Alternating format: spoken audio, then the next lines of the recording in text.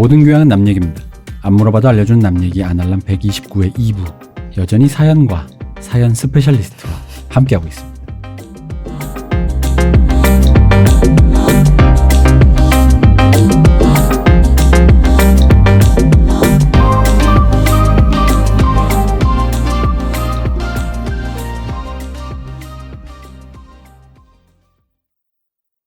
인사드리겠습니다. 저는 이 대표입니다. 네, 안녕하세요. 박 박사입니다.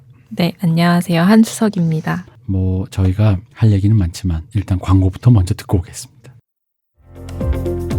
지금 티스템 두피 클렌저와 두피 에센스를 검색해보세요. 과학이 당신의 모발에게 주는 선물, 티스템입니다. 저희는 호텔스닷컴 최대 15% 할인을 하는 엄청난 사이트를 운영하고 있습니다. 남얘기닷컴으로 오시면 됩니다. 대마시안에 가서 물건을 사셔도 저희만 눌러주세요. 다른 건 누를 필요가 없습니다. 가치가 없습니다.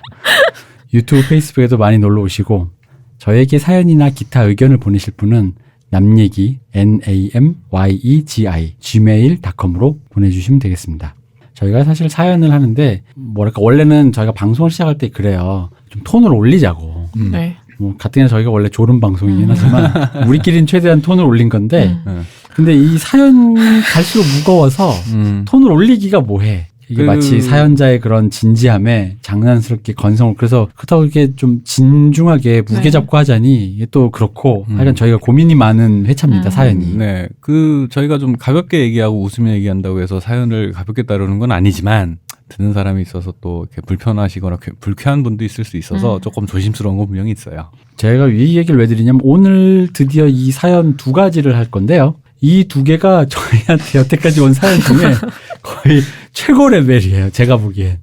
이게 한국 사회, 현재 한국 사회 여러 가지 갈등 양상들이 있잖아요. 네. 엑기스입니다. 제가 그렇죠. 볼 때는 엑기스라서 저희가 풀 수 있을지 모르겠으나 어쨌든 불고기는 일본에서 온 건가? 아니요. 자, 해보겠습니다. 네. 사연사 20대 대학생 남자입니다. 올해도 쇼미더머니 시즌이 되어 친구들과 힙합 얘기를 하게 됐는데 제가 블랙넛을 좋아한다고 얘기했더니 다들 표정이 좀 떨떠름하게 쳐다보더군요. 재빨리 블랙넛이 아니라 블랙넛의 음악 중 일부가 좋다고 했습니다. 블랙넛이 쇼미더머니 나오기 이전부터 알고 있었고 독특한 캐릭터와 플로우를 보면서 개성 있다는 생각을 했었는데요. 이후 쇼미더머니에 나와서 뜨기도 떴지만 사회적으로 논란이 일기도 했었죠. 블랙넛이라는 가수가 뿜는 에너지 중 일부가 저에게 어필하는 부분이 분명히 있는데 비록 일부이지만 그런 것을 좋아하는 게 윤리적인 문제가 있는 것인지 스스로 돌아보게 됐습니다. 제가 가장 좋아하는 힙합 가수는 사실 빈지노이고 빈지노의 모든 곡들을 좋아합니다. 빈지노가 쓰는 가사는 제가 느끼기에 남들처럼 본토를 흉내내지 않고 본인만의 오리지널을 갖고 있다는 느낌을 받는데 블랙넛도 어떤 지점에서 본인만의 오리지널이 있다고 생각합니다. 오리지널 블랙넛 확실히 있죠. 근데 저 질문이 본토를 흉내낸다는 게 뭐예요? 미국 힙합. 힙합은 미국 거고 그럼 미국이죠. 이거에 대한 이런 휘발못을 전 진짜 하나도 듣지 않기 때문에. 그러니까 이게 그거예요. 그러니까 원래는 우리나라에 이제 힙합 이전에 네. 힙합이 들어오기 전에 대중문화가 네. 90년대 이제 어쨌든 저희 방송에서 주구장창 했지만 그 1세기의 것을 추종하기 위한 그 1세기의 것과 다가가기 위한 노력이었는데 힙합은 역사가 짧다 보니까 그 다가가기 위한 노력 자체가 한국 힙합의 역사였던 거죠. 근 20년 사이의 역사가. 그리고 이제 그게 어느 정도 뛰어넘거나 어느 정도 정착이 되었다 싶었을 때 이제 그들만의 그 사이에도 수많은 좋은 결과물이 나왔던 거고 그러다 보니까 이걸 좀 꼬아보면 그러니까 본토 흉내를 내는 주제. 그러니까 1세기 흉내 내는 주제. 근데 이렇게 해서 그걸 안 하려고 하면 사실 이게 어느 정도 정착이 되지 않으면요. 꽹가리 박자에 맞춰 랩하는 수밖에 없어요. 이게 왜냐면 아주 이게 어떤 그런 굉장히 시스템적인 것들이 뭔가 수많은 사람들에 의해서 시행착오를 겪지 않으면 당장 본토를 흉내내지 않을 방법은 그거밖에 없어요. 그러니까 흉내내는 거 자체가 나쁘다고 할 건 없어요. 맞아요. 당연히 이제 대중문화라는 거는 지난번에 우리 또 레퍼런스 한다는 얘기에 대해서 얘기했지만 당연히 흉내 내면서 시작하는 거고 네. 근데 이제 문제는 그런 흉내를 내에 있어서 그 흉내를 내면서도 자연스럽게 자기께 나오는 게 사실 아티스트인데 그게 없이 어떤 카피 앤 페이스트에만 힘을 쓰다 보면은 사실은 재미없거나 별 가치가 없는 어떤 것이 되기도 하는 거죠. 게다가 여기는 더 웃긴 게 이게 이제 위계가 생겨요. 내가 얼마나 빠다필이 나는가. 그러니까 1세대들 보면 다 유학생들이었잖아요. 그래서 교포거나 유학생. 네이티브가 아닌 래퍼가 굉장히 자격지심을 갖고 그랬어요. 영어를 잘 못하니까. 약간 그런 게 있었습니다. 여기에도 위계가 있고 위계가 결이 있어요. 있네요. 그럼요. 제 희발못이라 저 같은 희발못 청취자분들도 계실 것 같아서 네, 여쭤봤습니다. 어쨌든 다만 빈지노는 시간이 지남에 따라 점점 다양한 주제와 스타일로 이야기하는데 블랙넛은 오로지 그 이야기밖에 못하는 것 같다는 생각이 들었습니다. 여기서 그 이야기는 조금 이따 말씀드리겠습니다. 블랙넛이 양지로 나온 것도 대략 3년 정도 됐는데 처음엔 일단 정말 새롭고 신선하다는 느낌을 받았는데 그 사이 군대를 다녀올 만큼의 시간이 흘렀지만 아직도 혐오의 언어에서 갇혀있는 게 이제 그가 한계에 다다랐나 싶은 느낌을 받았습니다. 특히 그가 키디비를 공격하는 지점이 혐오스럽습니다. 키디비는 여성 래퍼입니다. 키디비를 보면서 성적인 상상을 했다는 걸 내뱉으면서 우월감을 느끼는 듯한 남들은 하지 못하는 걸 자신은 한다. 이 지점이 유치하고 그래서 뭐 어쨌다고 싶습니다. 키디비의 반발이나 분노는 당연한 것인데 그것에 대해서 또다시 인스타 계정에 김치 국물 사진을 올리지 않나. 법원에서 기행을 부리는 것이 좀 많이 구립니다. 난 남들과 달리 가식적이지 않고 정말 못할 이야기까지 다 한다라는 그 지점이 블랙넛의 장점이자 단점이라 그저 혐오를 생산하면서 그걸 뒷받침만 할 만한 내가 이런 이야기를 하게 된 이유를 만들어낸다는 것 같다는 느낌입니다. 어쨌든 제 내면에는 분명 블랙넛의 일부분 공감하는 모습이 있는 것 같습니다. 어느 지점에서 어떻게 공감되는지 누군가에게 말하기도 부끄러운 그런 이야기. 하지만 분명 제 안에 존재하는 그의 곡에는 공감을 얻기도 혐오감이 들기도 하는 묘한 감정이 드는데 그 감정의 원인을 찾고 싶었습니다. 그래서 지난 몇 년간 일베에 대한 관찰과 제 모습에 대해서 생각해보다가 세월호가 떠올랐는데요. 여기서 좀 약간 다른 면이긴 하지만 네. 같은 얘기니까 이게 좀 진지하게 들어주셨으면 좋겠습니다. 몇 년 전 세월호가 바다에 가라앉던 날 친구들과 함께 있었습니다. 수백 명의 사람들이 배에 갇혀 있는 것에 대해 대부분의 친구들은 정말 안타깝다고 이야기하는데 한 친구는 슬픈 일이긴 하지만 사실 매일 억울하게 사람들이 죽어가는데 세월호가 그렇게 안타까운가 하는 이야기를 합니다. 그 순간 대부분의 친구들이 약간 벙찐 표정을 지으며 어떻게 저렇게 말하지 싶은 표정을 지었는데 사실 저는 약간 기분이 묘했습니다. 저 역시 안타까운 마음이 들었고 가슴이 답답했는데 또 한편으로는 그 친구가 말한 지점에도 동의되고 있었거든요. 일베란 게 그냥 어디서 뚝 떨어진 도깨비가 아니라 바로 저 지점에서 시작되는 게 아닐까 싶었습니다. 그런 제 태도가 드러난 게 광화문의 세월호 유가족들을 보는 시각의 변화에서 스스로 느껴졌습니다. 분명 처음에는 안타까웠지만 시간이 지날수록 아직도 저렇게 투쟁하나 싶었고 세월호 침몰에 대한 음모론 제기가 불편하고 폭식 투쟁을 한 사람들에 대해서는 분노감이 들었지만 내 시각이 정말 내가 객관적으로 갖고 있는 시각인지 불편하지만 내 진짜 모습인지 아니면 다수의 생각을 좇는 건지 2년 전 구의역에서 제 또래 김군의 죽음에 대해 안타까워하는 것은 가식이다라고 얘기한 누군가의 말에도 나도 그렇게 느끼고 있나 싶은 지점이 있었습니다. 그런 생각을 한켠에 품고 있었는데 결국 나중에 세월호 보고 시간 조작이나 유가족 사찰, 특조위 방해 공작 등의 여러 사실들이 드러나는 것을 보고서 부끄러워졌습니다. 그리고 부끄러웠지만 저는 그런 인간이란 걸 인정해야 한다는 생각이 들었고요. 제가 유독 그런 건지 사람은 그런 존재인 건지 모르겠지만 명확하게 얘기하기 어렵네요. 이게 가수 블랙넛과 무슨 연관이 있나 싶으시겠지만 블랙넛에 대한 제 모습을 생각해보다가 자연스럽게 생각이 이어져서 짧게 적었습니다. 자, 저는 이분의 사연이 아날람 에피소드를 한 128화까지의 모든 에피소드를 이분의 사연 하나로 압축한 것 같습니다. 네, 되게 어려운 얘기인데 일단 첫 번째로 드리고 싶은 말씀은 블랙넛을 좋아하는 데 있어서 사실은 윤리적인 어떤 위화감이나 뭐 이렇게 죄의식을 네. 느낄 필요는 없다라고 저는 생각을 해요. 잠깐만, 기본적으로. 우리가 일단 블랙넛에 대해서 얘기하죠. 네. 블랙넛은 래퍼입니다. 네. 그리고 래퍼고 쇼미더머니에 나와서 조금 이제 유명세가 더해졌어요. 근데 이제 이분 특유의 그 어떤 디스? 누군가를 디스하거나 누군가를 비꼬는 이런 감각이 굉장히 독특해요. 그러니까 왜 이 사람이 화제성을 얻게 되었냐면 단순히 누군가를 비꼬거나 꼬집는 게 원색적이면 재미없었겠죠. 물론 이제 블랙넛이 어떤 곡은 원색적이기도 하고 어떤 건 아니기도 한데 어쨌든 이분이 공감하시는 부분이 있지 않습니까? 네네. 저는 그거 인정해요. 블랙넛이 확실히 감각이 있어요. 그 정확하게 그 사람의 그 뭐라지 그 되게 아픈 것, 예리하게. 되게 잘 찔러요. 네, 맞아요. 되게 잘 찌르고 이게 논란은 있고 표현 수위라든가 표현 방식이 옳지 않다, 정치적인 올바름이나 흉악함에 사람들이 기함을 하는 건 당연한 반응인데 근데 그 표현하는 소재에 접근하는 방식이라는 게 굉장히 예리해요. 그 감수성 어떤 그 루저 감수성일 수도 있고 그리고 열등감이라든가 그런 본인의 그런 추함 이런 감정들을 표현해내는 그때 단순히 그런 걸 갖다가 전시만 하면 그냥 프릭쇼에 불과한데 그죠? 근데 그거를 되게 사람들이 마음속에 감추고 있는 지점들을 정확하게 찌르는 감각이 있어요.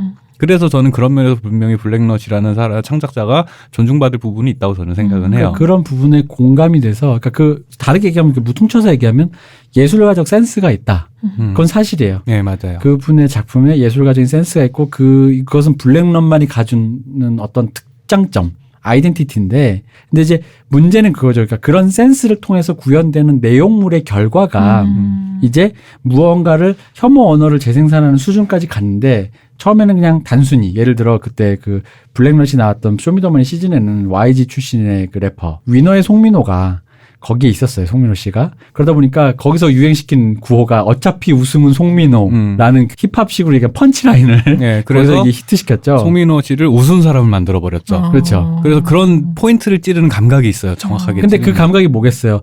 대기업 대형 기획사 출신의 완전 아이돌이지만 랩도 잘하는, 그러니까 이거는 실력으로도 외적으로도, 그리고 심지어는 이 사람이 아이돌 랩이나 이런 걸 떠나서도 아이돌로 갖고 있는 인기의 지형으로 봐도 이 사람을 따라갈 수 없다.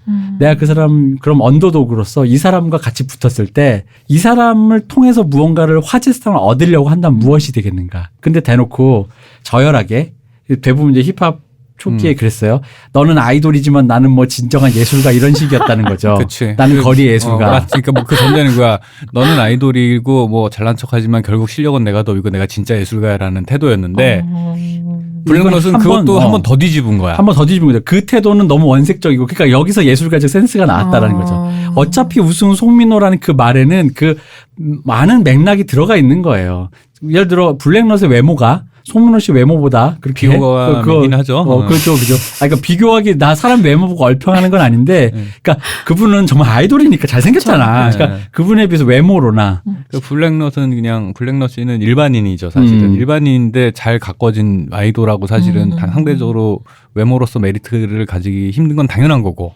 거기다가 어쨌든 간에 흔히 말하는 이게 스카이캐슬틱한 고액과외를 받아서 훈련받고 또 내부에서 경쟁을 통해서 굉장히 그걸 투철하게 쌓아온 연습생으로서의 그 애티튜드와 태도와 실력과에 비한다면 그냥 동네 그 언더씬에서 어쨌든 간에 이렇게 저렇게 해서 힙합을 스스로 해왔다는 사람에 비하면 그 차이는 난다고 봐요. 군계일학으로 진짜 쇼미더머니에서 우승하는 뭐 다른 사람들처럼 대단한 정말 레벨에 못 간다면 자기가 어느 정도 위치에 있을까라는 걸 뭐 스스로 그게 진짜든 혹은 현실 주제 파악이든 혹은 비관적으로 바라봤든 간에 어쨌든 간에 세상 사람들은 나를 그렇게 볼 것이다라는 것에 대한 예리하게 파고 들어가는 시선을, 그러니까 그런 걸 캐치해낸 능력이 되게 대단하다라는 거죠. 네. 그럼 이제 이 얘기가 왜 그러냐면 블랙넛을 왜 얘기하면 힙합에 약간의 이제 뭐랄까 특이점에 대해서 한번 생각을 해볼 필요가 있어요. 그러니까 뭐냐면 우리는 가사가 나왔을 때 힙합 이전에는 대개의 경우는요. 아 저건 저 가수 얘기겠지 하면서도 대략적으로 3인칭의 느낌으로 받아들여요.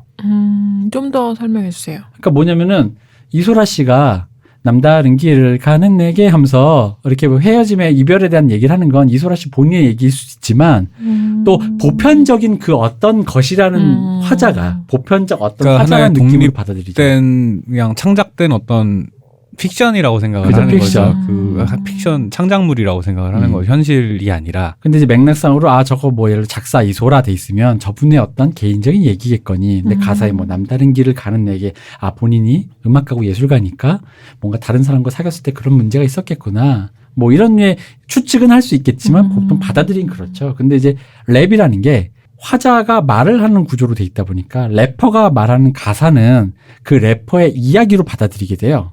이런 구조가 많아요. 그러다 보니까 에미넴 같은 경우는 또 다른 슬림 쉐이디나 네. 이런 걸 통해서 약간 그렇게 픽션화 시킨 거죠. 픽션화 시켜서 옳지 않은 얘기도, 근데 왜냐면 옳지 않은 얘기 있잖아요. 예를 들어 뭐 이 비치 이 계집애야 뭐 이런 거 예를 들어 네. 옳지 않은 얘기를 한다 칩시다. 이 계집애야 꺼져라고 했을 때 슬림 쉐이디라는 자아가 했던 얘기라면 여기서 말하는 건 그렇게 된다면 만약 이게 그 얘기는 메타적으로 보이기 때문에 상대적으로 그 메시지와 거리감을 두기 때문에 화자가 1인칭으로 주장을 하는 건 아니에요. 근데 에미넴 본인이 계집애야 죽어버리러 가면 그건 에미넴의 주장이 돼버리거든요. 1인칭이 돼버리니까. 근데 그걸 3인칭 혹은 픽션화 시켜버리면 주장이 안 되죠. 주장화가 안 되고 그건 그냥 그런 현상을 보여주는 거예요. 어떤 슬림 쉐이디라는 개새끼가 있는데 걔가 세상을 다 욕해. 이런 태도가 있어. 라는 식의 어떤 3인칭 객관화가 되는 거죠. 하지만 제 생각에는 그러니까 애는 썼는데 여전히 랩이라는 방식의 그 1인칭적인 그 어떤 이게 다가올 때 되게 직접적으로 느껴져요. 그러니까 이 사람이 하는 구도가. 말이라는 그 랩 가사라는 게 그 일종의 창작물이고 독립된 어떤 서사를 갖고 있는 그거로 닫힌 세계라고 생각하고 좀 창작자와 그 결과물을 분리시키는 게 사실은 보통 비평할 때 기본인데 네. 문제는 힙합은 그게 구분이 잘 안 돼요. 그 심지어는 이게 신기한 그 음악적 그러니까 랩이라는 기능에 그러니까 그런 뭔가 발성법 혹은 보컬 기능법에 어떤 문제인지 모르겠는데 실제로 그렇게 느껴져요. 이 사람은 자기 얘기 같고 다른 거는 그러니까 예를 들어 노래랑 피처링으로 된 랩이 있는 그러니까 노래랑 랩이 공존하는 노래를 들어도 노래는 3인칭으로 들리는데 랩은 래퍼의 개인의 얘기 같은 거야. 그러니까 마치 이런 거죠. 노래는 3인칭으로 관찰자가 얘기하잖아요. 뭐 그녀가 떠나고 뭐 이렇게 했어요. 그리고 중에 랩이 나오면 그 사연에 3인칭으로 묘사된 사람이 나와서 대사를 읊는 것 같은 그런 착시 효과가 있어요. 실제로. 그러다 보니까 이 블랙넛의 이 가사가 메타적으로 느껴지느냐 안 느껴지느냐. 예를 들어 세월호 뭐 밉다라고 칩시다. 예를 들어 하다못해 뭐 블랙넛이 지금 키디비에 대해 성적인 희롱을 한 게 있거든요. 근데 이게 거리두기가 됐다라면 성적인 희롱을 하는 우스운 남자의 얘기를 메타적으로 그려낸 작품이 될 수가 있잖아요. 그렇죠. 그죠? 소설로 만약 쓴다고 생각하면 3인칭으로 썼다. 근데 이제 이게 원색적으로 전적으로 블랙넛의 이야기다라고 느껴지는 지점이 있다라는 거예요.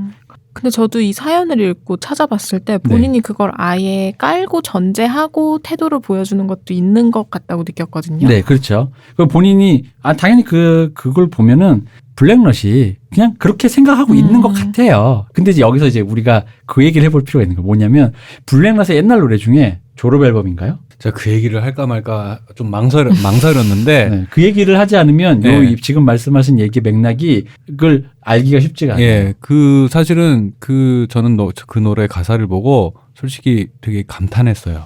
감탄이 나와요, 솔직히. 진짜 감탄했어요. 이게 내용이 뭐냐면 끔찍하긴 합니다. 근데. 예, 정말 끔찍한 얘기예요. 그러니까 결과적으로는 그 못 나가던 찌질이 남자애가 잘 나가던 여자애를 보고 잘 나가던 동기 졸업생 여자의 졸업 사진을 보고서는 열폭과 욕망을 동시에 느끼는 거죠. 그리고 그게 끝내 살인으로 이어지는 서사예요. 그죠. 근데 이거는 제가 볼 때는 예를 들어서 수많은 영화나 이야기들에서 어떤 살인자라든가 그런 범죄자들의 마음을 묘사한 여러 가지 작품 중에 수작에 들어가는 작품이에요. 이거는 그런 열등감과 특히 이제 한국에서 그런 어떤 계급의 젊은 사람들이 느끼는 계급의 차이에서 오는 이런 분노와 그리고 그럼에도 불구하고 느껴지는 그 되게 원초적인 욕망과 이런 것들이 뒤섞여서 어떻게 사람을 삐뚤어지게 만드는가라는 것들이 그 3분짜리 가사 안에 너무 묘사가 잘 돼 있어요. 그렇죠. 그러다 보니까 이건 정말 예술 작품으로서의 가치가 분명히 있는 작품이거든요. 근데 문제는 이거를 그냥 보고 있으면 일단 끔찍하잖아요. 근데 끔찍한데 이제 이 대표님이 방금 말씀하신 것처럼 작품이랑 화자가 작품이랑 창작자가 분리가 안 되니까 힙합이라는 작품 특성상 블랙넛이라는 사람이 살인을 하려는 사람으로 보이게 되는 건 거야. 그 되게 끔찍한 짓을 상상하고 그런 생각을 하는 사람으로 보이게 되는 건 거예요. 그러니까 이 분리가 쉽지 않은 건 사실이에요. 그러니까 어떤 가사에서 어떤 혐오 언어를 썼을 때 어떤 거는 방금 그런 식으로 작품성으로서의 메타적으로 봤을 때 그게 충분히 그런 걸로 의도하고 쓴 것일 수도 있고 키디비 같은 경우는 진짜 대놓고 사람을 지목하면서 그러니까 그렇게 진짜 지목을 하려고 했던 것 같은데 이게 구분이 잘 안 되는 미묘함이 있는 거예요. 근데 네. 이제 이 와중에 나는 이 화자의 사연자가 그 부분을 느꼈다고 생각해요. 근데 문제는 그 어떤 것에서도 결국 그 뭔가 내가 욕을 하기 위해서든 작품을 쓰기 위해서든 블랙넛의 예술적인 센스가 발휘되는데 그 센스가 본인에게는 어필된다는 거거든요. 그렇죠. 예. 그래서 뭐 사실은 이제 결론이 나오기엔 너무 빠르지만 사실은 블랙넛이라는 창작 아티스트의 진짜 문제는 본인이 뭘 하고 있는지를 모른다는 거예요. 그죠. 그러니까 본인이 메타가 안 되고 있어요. 예, 예를 들어서 에미넴처럼 슬림 쉐이드라는 캐릭터를 만들어서 일종의 롤플레잉 게임을 하고 있다. 사회에는 분명히 이런 종류의 생각을 하는 삐뚤어진 사람 인격체는 분명히 있고 나는 그걸 묘사하려고 한다라고 했으면은 그러면은 사실은 이해도 빠르고 분리도 쉽잖아. 근데 이 블랙넛이라는 사람은 이 자기 본인의 가수의 그런 빌런으로서 자기를 빌런으로 만드는 과정 그리고 이 빌런으로서 사실은 오피셜하게 뭔가 이제 원래 이름이 무슨 이대웅 씨인가 그렇죠? 네. 이 대웅 씨라는 사람이 공적인 자로서 해야 되는 일들이나 태도, 그리고 창작자 블랙넛이 해야 되는 태도, 그리고 창작자 블랙넛이 만들어내는 작품, 요 사이의 긴장감을 갖다가 경계를 스스로 이게 내가 지금 뭘 하고 있는 거지, 내가 하는 작업이 뭐지라는 그 메타적인 사고가 안 되고 이거 재밌잖아라는 되게 단순한 접근을 하다 보니까 이거 왜 와이낫이라는 태도만 하다 보니까 보는 사람들이 혼란스러운 거예요. 얘 정말 지금 살인 예고하는 건가? 라는 생각이 들게 만드는 거야. 근데 그 그런 수위 조절을 해주는 게 되게 예술가가 창작 작업할 때 되게 중요하게 생각해야 되는 거거든요. 화자를 그러니까 어디에 설정할 것인가는. 바로 그것을 수위 조절하고 그것을 어딘가 위치시키는 게 그게 바로 예술적 테크닉인 거죠. 그러니까 예술적인 센스는 좋은데 그 센스를 발휘하기 위해서라면 바로 그런 정교한 그 왜 테크닉이라고 불리면 그거를 하기 위한 수많은 방법이 인류 역사에 수많은 작가들이 쓰러져 가면서 다 해놨단 말이에요. 근데 거기에 대한 학습이 내가 보기엔 모자르다. 사실은 부족하다. 예술의 본질이라는 게 예를 들어서 나보코프가 로리타를 쓴 이유는 자신의 욕망을 작품을 통해서 해소했을 수도 있어요. 해소하기 위해서 쓴 야설일 수 있어요. 그죠? 그러나 그 사람은 예술가로서 훈련이 돼 있기 때문에 그걸 창작이라는 것으로 창작 작품이라는 것으로 거리두기를 스스로 작업을 통해 거리두기를 했기 때문에 아무도 나보코프가 소아성애자라서 윤리적으로 비난받아야 돼라는 말을 하지 않아요. 작품의 안에서 작품의 캐릭터 그 주인공 이름이 뭐지? 예, 하여튼 그 주인공의 캐릭터가 현실에 있다면 이 사람은 비난받아 마땅한 인간이다라고 비판을 하지 나보코프를 욕하지는 않는다고요. 근데 이런 위상의 차이를 두면서 창작물을 어디에 위치해 놓을 것인가라는 요 화자를 설정하고 수신자를 설정하고 요 작업 자체가 사실은 예술에 있어서 되게 중요한 작업인데 그게 안 되니까 사람들이 불쾌한 거야. 거리를 둘 수 있으면 안 불쾌해요. 창작물이니까. 그래서 공포물이나 예를 들어 살인이 나오고 이럴 때 더 거리를 두기도 하고 혹은 뭐 그런 살인을 어떻게 묘사하느냐라는 것들이 사실은 그런 스릴러나 이런 것들을 만들 때 되게 중요한데 그런 종류의 거리두기가 없이 만들면 사람들이 불쾌함과 피곤함을 동시에 느끼게 되는 거죠. 그렇죠. 근데 요게 안 되니까 왜 본인도 헷갈리는 것 같아. 막 법원에서 그런 기행을 해도 되는 자리랑 안 되는 자리를 구분을 못 하는 거야. 그렇죠. 네. 그러니까 그런 류의 내가 아티스트로서 그러니까 이게 해프닝, 행위예술일 수도 있잖아요. 법원에서 기행을 부리는 것 자체가. 그러니까 그런 해프닝이라는 게 어떤 이데올로기에서 오는 것인지, 그러니까 그게 사실 그건 정말로 좀 배워야 되거든요. 그 배워서 고민 끝에 나와야 되는 거지. 그게 이래도 된다, 뭐든지 할 수 있다라는 의미의 그 무주공산에서 벌어지는 무한의 자유 같은 소리로 그 자유를 이해하고 아티스트의 창작의 욕구와 이런 걸 이해하면 그 이상은 없는 거죠. 센스가 아무리 좋았던, 그러니까 가능성 있는 영재에서 그치는 거예요. 그러니까 욕쟁이 할머니랑 그 사람들이 소비하는 래퍼의 차이가 뭐겠어요. 그죠? 결국 예술이라는 형식을 통해 하느냐 안 하느냐거든요. 근데 그 형식을 파괴해 버렸으면은 또 다른 어떤 사람들이 그 유기성을 느낄 수 있는 어떤 형식을 다시 창조하거나 해야 되는데 이건 그냥 예술이 존재 양식 자체를 무시한 상태로 실제자와 창작자와 창작물 자체를 본인이 구분을 못 하니까 여기 사연 보내시는 본인 감상자들도 당연히 헷갈리지. 그쵸. 만드는 사람이 헷갈리는데 보는 사람은 왜 안 헷갈리겠어. 근데 게다가 이거를 구분해서 좀 말이 길어지면 어떤 부분은 좋다. 예술적인 테이스트는 좋지만 방법론이 잘못됐다. 하지만 어떤 작품은 작품 여러 개니까 좋을 수 있다라는 얘기를까지는 할 수 있어야 되는데 이게 이제 퉁쳐서 그냥 블랙넛이란 존재 자체가 불쾌해져 버리는 거지. 네. 그러니까 저도 이걸 받고 블랙넛을 모르니까 찾아보고 하면서 혼란스러웠던 건 전 굉장히 불쾌했거든요. 네, 보는 당연히, 순간 예. 모든 가사나 그런 것들이. 그러니까 여기에는 단순히 블랙넛이 좋다라고 서술된 이 사연이 하면서 이렇게 네. 한 발짝 확 물러나게 하는 거예요. 그러니까 이 얘기를 듣지 않았다면 이 사람이 블랙넛에게서 매력을 느낀 게 그의 어떤 예술적인 센스나 어떤 포인트들이 아니었을까 한다는 얘기를 듣지 않았더라면 저는 그렇게 생각 못했을 것 같아요. 이게 사실은 뭐 진짜 좀 극단적으로 얘기하면 작곡을 엄청 잘하는 복덕방에 할아버지가 계실 수도 있어요. 그리고 엄청난 그 아이디어를 제공하는 되게 진짜 거리의 철학자라고 할 만한 사람들이 있을 수도 있어요. 근데 그분들이 철학자가 못 되고 예술가가 되지 못하는 이유는 결국 형식이에요.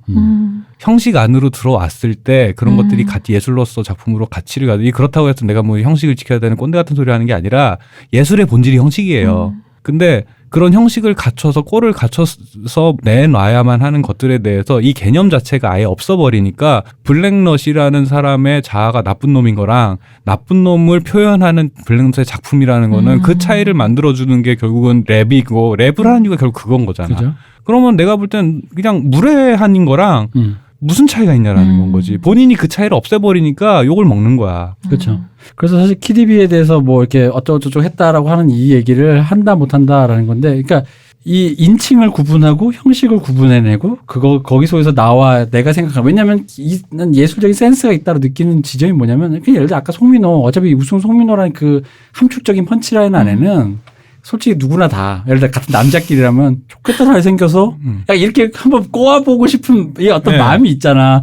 너 나보다 키 커서 좋겠다 씨, 뭐 돈 많아 좋겠다, 이런 말을 이게 옳지 않으니 우리는 안 하는 거잖아. 근데 하면 왠지 재밌을 것 같긴 하잖아. 그렇지만 이걸 이렇게 원색적으로 하면 나만 이상한 사람 되는 것도 맞잖아. 그랬을 때 이 펀치라인 안에 가둬서 그래 뭐 그럴 수도 그러니까 걷다 있지만, 대고 송민호 씨가 정색하기도 웃기고 화내기도 웃기는 그 식으로 만들면서 그 어떤 우위를 점하는 거죠. 그 사판 자체의 주도권을 가져오는 건 거죠. 그리고 거기서 그런 옳지 않은 감정들을 그 펀치라인에 가둬버림으로써 다른 사람들이 숨고 있는 그 감정들에게 동의를 얻지만, 그것은 이 펀치라인에 가둬둠으로써 그걸 원색적으로 더 표현하지 않으면서 어떤 형식 안에 놔뒀기 때문에, 어차피 우승 송민호라는 그 짧은 말이 그 송민호라는 아이돌을 대상으로 한 어떤 일종의 그 힙합씬의 디스임에도 불구하고 구구절절이 내려왔던, 쇼미더머니 시즌 내내 전통적으로 내려왔던 디스임에도 불구하고 다른 사람들의 그 아이돌 디스에 비해서 굉장히 찰지게 남았었던 거예요. 세련된 접근이었죠. 세련된 접근이었다는 거죠. 왜냐하면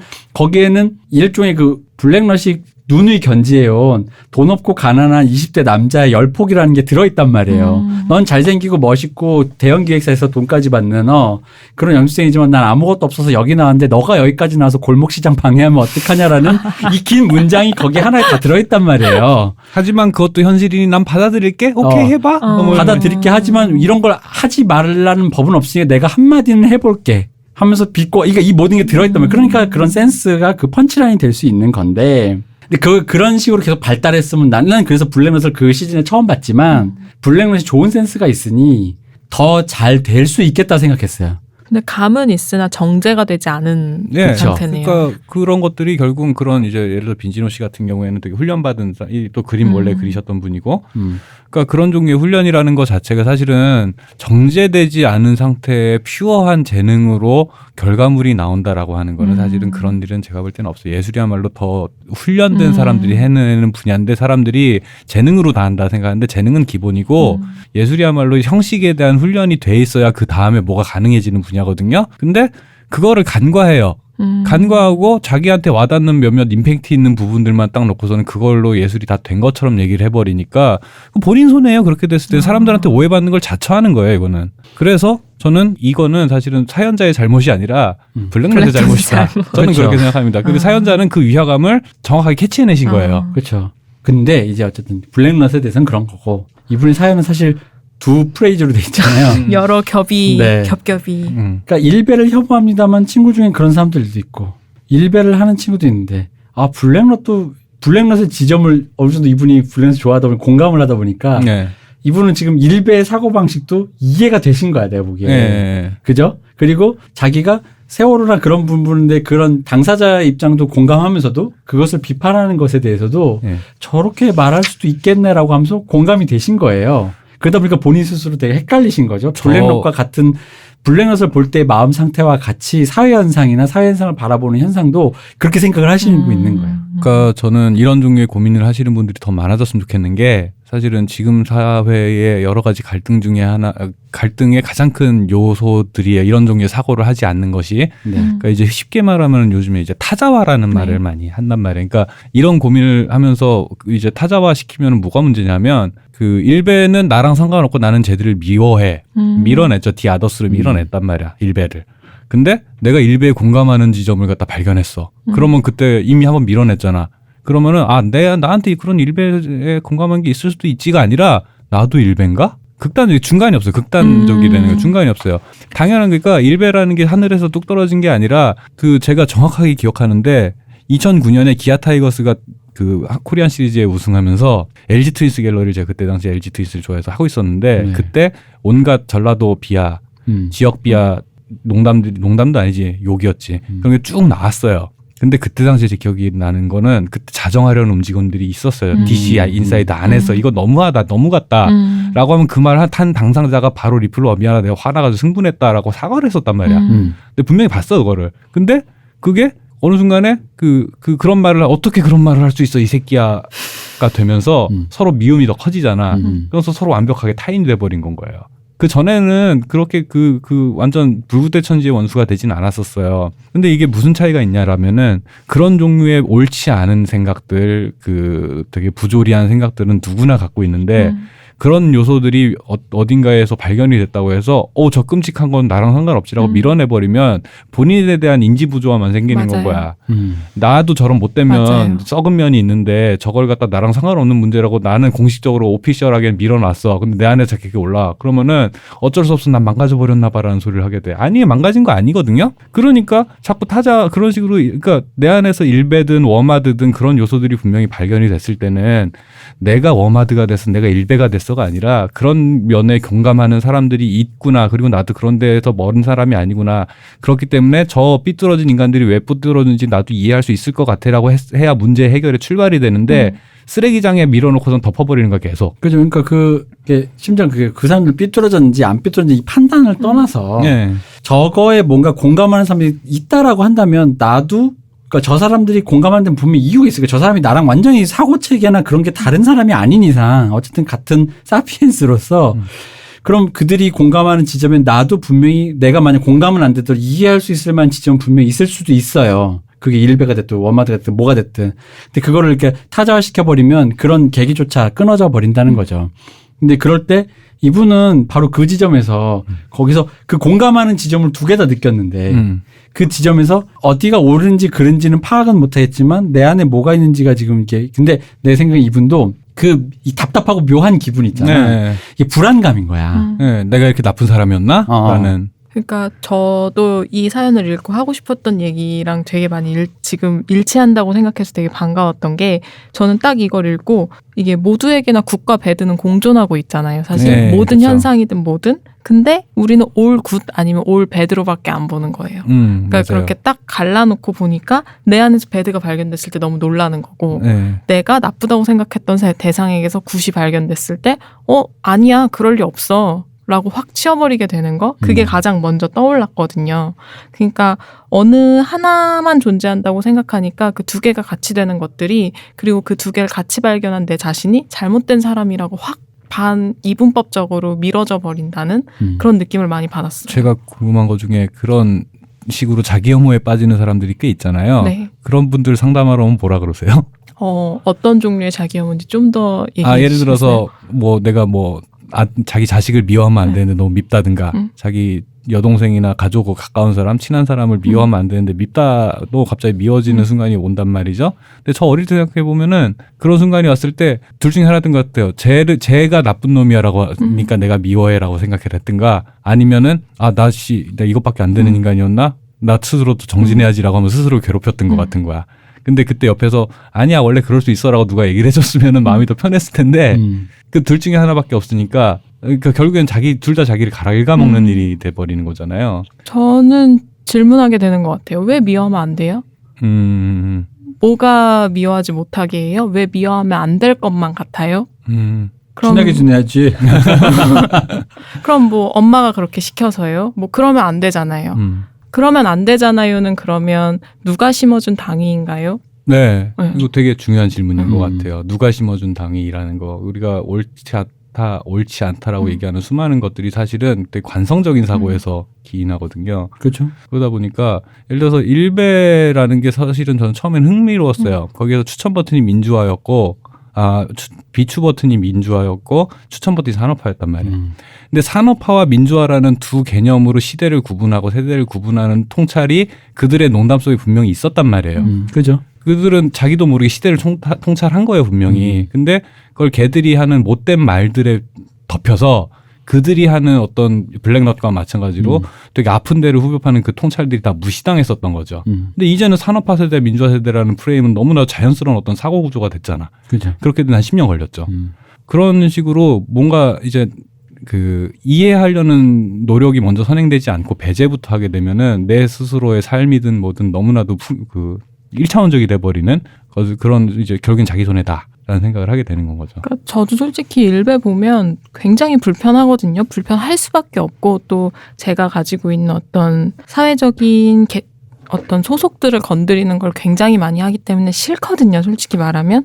근데 이 공부를 하다 보니까 궁금해지는 건 어쩔 수가 없는 거예요. 뭐가 그렇게 그 사람들이 마음에 안 드니? 뭐가 그렇게 마음에 안 들어서 그렇게 악담을 퍼부어야만 너희 속이 시원해지니? 라는 건 궁금해지긴 해요.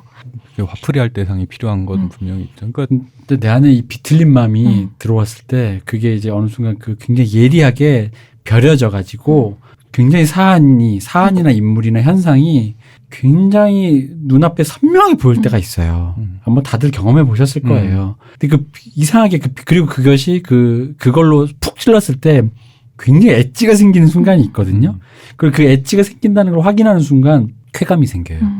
근데 이게 대부분에게 있는 건 아니고 자주 있는 것도 아니지만 촉이 좋은 사람에겐 자주 일어날 수 있어요. 네. 그래서 그 쾌감을 계속적으로 확인하고 싶어요. 그리고 그 쾌감을 확인하면 우위에 있다는 착각이 들어요. 그렇죠. 사람들이 내가 이렇게 긁어주면은 사람들이 반응해. 그게 예를 들어 내가 꿀리는 기분이든 사람들이 야, 너 대단하다라고 하든 뭐가 됐든. 그러니까 보통 이제 블랙넛이 같은 종류의 그런 사고나 태도를 가지신 분들이 그분들한테 해드리고 싶은 말씀은 똑같은 얘기를 한 30-40년 전에 저기 마틴 스콜세지가 택시 드라이버에 다 했어요. 다 했고 그런 종류의 얘기들은 수많은 예술가들이 다 했는데 그들과 당신들의 차이는 뭐냐면 자기가 뭔 얘기를 하고 있고 내가 뭘 하고 싶은지에 대해서 그분들은 성찰을 했고 당신들은 하지 않기 때문에 차이가 생기는 건데 단지 자기가 하는 발언에 사람들이 화를 많이 냈다고 해서 당신이 특별해지는 게 아니라는 거에 대해서는 좀 생각을 했으면 좋겠어요. 아무것도 그냥 당신은 욕쟁이고 스스로를 욕쟁이로 만들고 좋은 재능을 욕쟁이로 스스로 격화시키고 있다라는 거. 그리고 그거를 보면서 욕하시는 분들에 대해서는 제가 드리고 싶은 말씀은 여기에서 사실 느끼는 이 사연자분이 느끼는 압박 중에 가장 큰 게 내가 윤리적으로 옳지 않을지도 몰라라는 생각인데 사실은 쉽게 생각하면 우리 잘하면서 못된 짓 한 번씩 다 하잖아. 남들 모르게 못된 짓은 누구나 한 번씩 하고 그런 종류의 얘기들은 그냥 하고 지나가기도 하고 내가 미쳤었지라고 생각하고 넘어가기도 하는데 어떤 일에 대해서 특히 이런 세월호 문제라든가 이런 여러 가지 일들에 대해서 사람들이 되게 남들한테 말하면서도 크게 죄의식을 느끼는 이유는 사회적으로 이런 윤리를 도구화해서 그런 자기 의견에 자기들이 옳다 생각하는 의견에 동의하지 않는 사람들은 윤리로 폭행해요. 윤리를 도구화시켜서 윤리를 몽둥이 삼아서 때려요 사람들을. 모든 사람에게 모든 죽음이 다 특별할 수는 없어요. 어떤 사람에게는 특별하지 않은 죽음이 있는 거고 어떤 사람에게는 특별한 죽음이라는 건 당연히 있고 그 차이는 당연히 있어요. 사이코패스라서 공감하지 않는 게 아니라 경우에 따라 다른 거고 다만 보편적인 그 상식이랑 감성에 따라서 어떤 것들이 대체로 더 중요한 이 사건이고 그렇지 않은 사건이다라는 게 이제 그건 사회적인 분위기에 따라 달라지는 거죠. 근데 내가 느끼는 슬픔만큼 다 저 사람이 느끼지 않다고 해서 저 사람이 사페인 게 아닌 건데 그걸 자꾸 사람마다의 어떤 정도의 차이를 갖고 자꾸 윤리적인 기준을 갖고 와가지고 두들겨 패니까 둘 중에 하나가 된가 내가 잘못됐나라고 죄의식을 느끼든가 삐뚤어지죠. 아니면은 그게 뭐가 그렇게 중요한데 라고 하면서 화를 내게 되는 거예요. 그러니까 일베에서 그렇게 못된 말들을 쏟아내면서 그걸 해소하는 그 감정. 나는 사람들이 생각하는 것만큼 슬프지 않은데 사람들이 날 개새끼로 생각을 해. 내가 정말 개새끼야? 니들은 그런 거 없어? 라고 하면서 반대급부를 찾게 되는 거지. 그러면 당연히 아픈 데를 찌르게 되지. 누구나 약점은 있는 거고 누구나 윤리적으로 항상 올바르진 않은 거니까. 그렇죠. 왜냐하면 박정희의 일본식 이름은 뭐였죠? 오카모토 미노루는 가설이라는 얘기고 거기 뭐지? 다카키 다카키 마사오. 네. 요 얘기하면 저쪽에서 김대중은 도요타 다이조하네. 이렇게밖에 말하죠. 왜냐면 그 얘기 이전에 해야 될 얘기는 그때는 다 창식이만 했어요. 그럼 자이냐 타이냐 요런 얘기 정도까지는 해줄 수 있을지 몰라도 그걸 구분하기는 되게 어려운데 개별자가 했다 안 했다라는 걸로만 까디집은 서로를 욕하기 바쁜 거죠. 시대를 통찰하지 못하고. 네, 당장 요즘에 이제 문재인 정부가 젊은 세대에서 욕을 많이 먹고 있죠. 네. 사실은 지금 문재인 정부가 이렇게 욕을 먹는 가장 큰 이유 중에 하나가 당장 필리버스터 했었잖아요. 근데 사실은 따지고 보면 필리버스터 때 했던 자신들의 태도나 논리가 지금 그대로 부메랑이 돼서 돌아오고 있는 거예요. 그러면은 어떤 사안에서 정치적이나 진영 위주의 사고를 하지 않고 균형 잡힌 사고를 해서 할 말만 했으면 됐을 일을 되게 비장한 마음으로 나에게 동의해주지 않는 사람들은 역사의 죄인이다라는 식으로 말을 해놨으니 그게 지금 와서 다시 더 큰 비웃음으로 돌아와 주는 거고 그런 것들이 결국은 그렇게 그런 비장한 태도, 과장된 어떤 뭐 당위 이런 것들이 자기들이 느끼기에 절실함에서 오는데 그런 게 공감하지 못하는 사람들은 왜 저러지 싶은 거 마음도 이해를 해야 돼요. 그러지 않은 그런 수위 조절이나 온도 조절이 안 되면 결국에는 비슷한 일 또 뒤집어 생기면은 그냥 그게 결국 부메랑으로 내 인생으로 다시 다 돌아오는 거예요. 그러니까 잘못한 만큼 한 만큼만 하면 되지 요만큼의 잘못이라든가 의견이 맞지 않는 걸 갖고서는 그걸 갖고서는 넌 그런 놈이야라고 타자화시켜버리는 요 사고방식들 하나하나가 결국에는 지금 세대 지금 시대의 여러 가지 갈등의 가장 큰 원인 중에 하나가 아닌가라는 생각이 드는 거죠. 근데 이제 핵심은 그건 거죠. 그러니까 왜 이렇게 분노가 생기나. 그러니까 저도 상태가 안 좋을 때는 정말 미운 어떤 것이 정말 밉거나 싫을 때가 있고 상태가 좋을 때는 뭐 내 마음에는 안 되는데 그럴 수도 있지 그것도 그럴 수 있어라는 어떤 그러니까 저의 상태와 뭐 그게 뭐가 됐든 뭐 경제적 상태든 뭐 심리적 상태든 몸의 컨디션이든 간에 판단하는 기준이 많이 바뀌기도 해요. 그 정도의 차이, 예를 들어 분노의 게이지 지수가 좀 줄거나 높거나 한다라는 거죠. 근데 이거를 어떻게 다스려야 될까?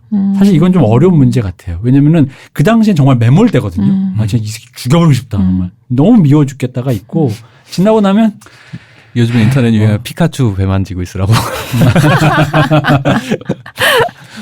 네, 사실 그래요. 그러니까 그걸 어떻게 다뤄야 하는가는 사실 정말 모르겠긴 해요. 근데 이런 말은 할 수 있을 것 같아요. 그러니까 아까 윤리의 도구화라는 걸 좀 다른 식으로 풀이하면 저는 이런 것 같아요. 지금 당장 판단해. 내게 말해봐. 라는 느낌을 사회가 강요하거나 내 스스로 나한테 강요해요. 제가 어떤 애야?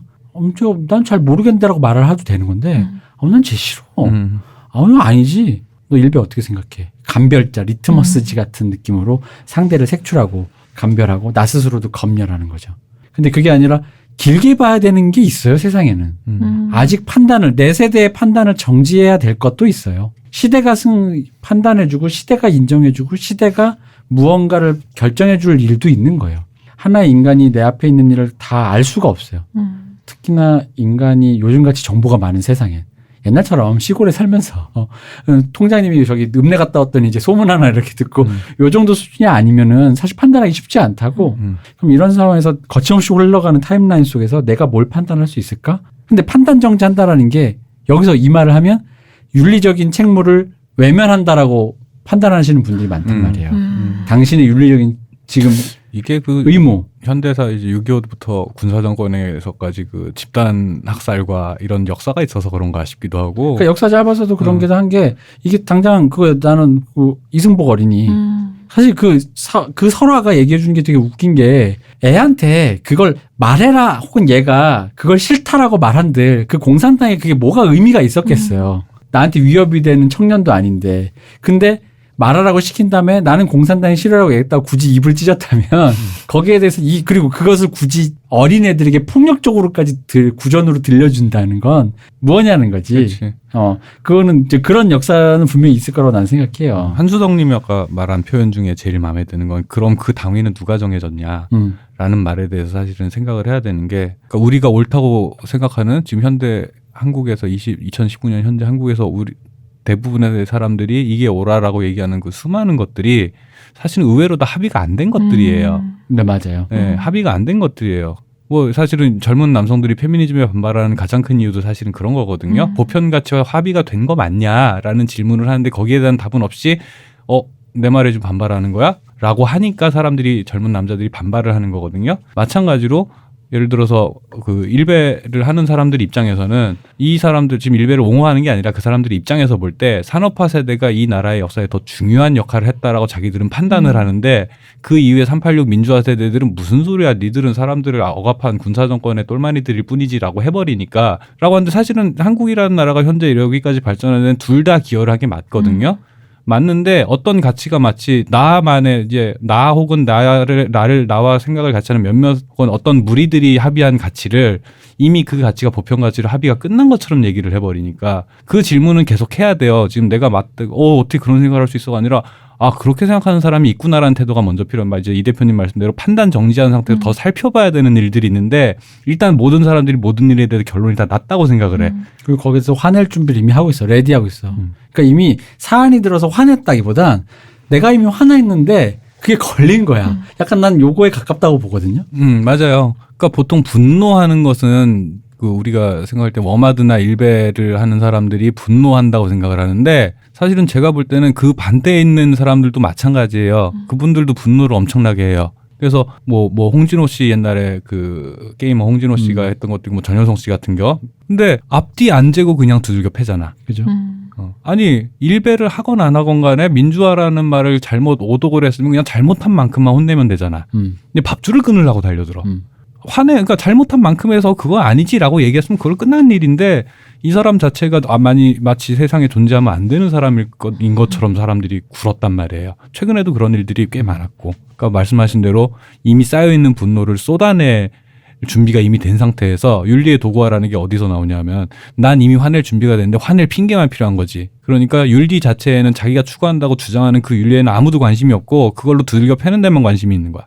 그러니까 본인이 그러고 있지는 않은가에 대해서 좀 생각을 많이 했으면 좋겠어요. 그래서 이 사연자분은 제가 보기엔 그래서 안 하려면 뭐 전 시즌을 압축한 것 같은 사연이라고 생각하는데 이런 통찰, 그러니까 뭔가 어딘가 위화감을 느낀다는 것 자체가 되게 긍정적인 예민하신 시그널이라고 분인 거죠. 예. 저는 봐요. 그래서 저희가 뭐 답을 드릴 수 있는 건 아니지만 그 시그널을 놓치지 마시고 계속 부여잡고 있고 판단을 지금 내리지 않아도 된다라는. 그러니까 지금, 이런저런 모순이라는 걸 자기 안에 갖고 살아가는 게 사람인데 이상한 거 절대 이상한 상태가 아닌 거니까. 그죠? 저는 뭐 그렇다고 생각을 합니다. 굿과 배드만 있으면 그건 그냥 아이 상태에 불과하다라는 느낌을 전 제일 많이 받고, 왜냐하면 아이 그러니까 미성숙한 인간. 네. 연령이 어리든 네. 그러니까 성인의 태도로는 보기 어렵지 않나라는 생각이 들어요. 왜냐하면 아이들은 엄마가 안아주면 엄마 좋아했다가 장난감 안 사주면 엄마 나빠. 확 왔다 갔다 하거든요. 그러니까 그런 것처럼 근데 성인이 된다는 건 그 갭이 점점 줄어들어서 나를 안아주는 엄마랑 나한테 장난감을 사주지 않는 엄마가 하나가 되는 거잖아요. 그러니까 그런 얘기가 아닐까 사람이 싶습니다. 배워야 돼. 너 말 좀 더 해봐. 더 해봐봐. 뭘 더 해요? 더 해봐. 이게 단데. 내가 쓸데없이 너무 많이 떠들었어. 이게 짧고 간결해. 네. 우리가 쓸데없이 떠들었어. 맞습니다. 성숙한 이런 것들이 사회적으로도 사회 자체가 이런 방향으로 성숙해져야 한다.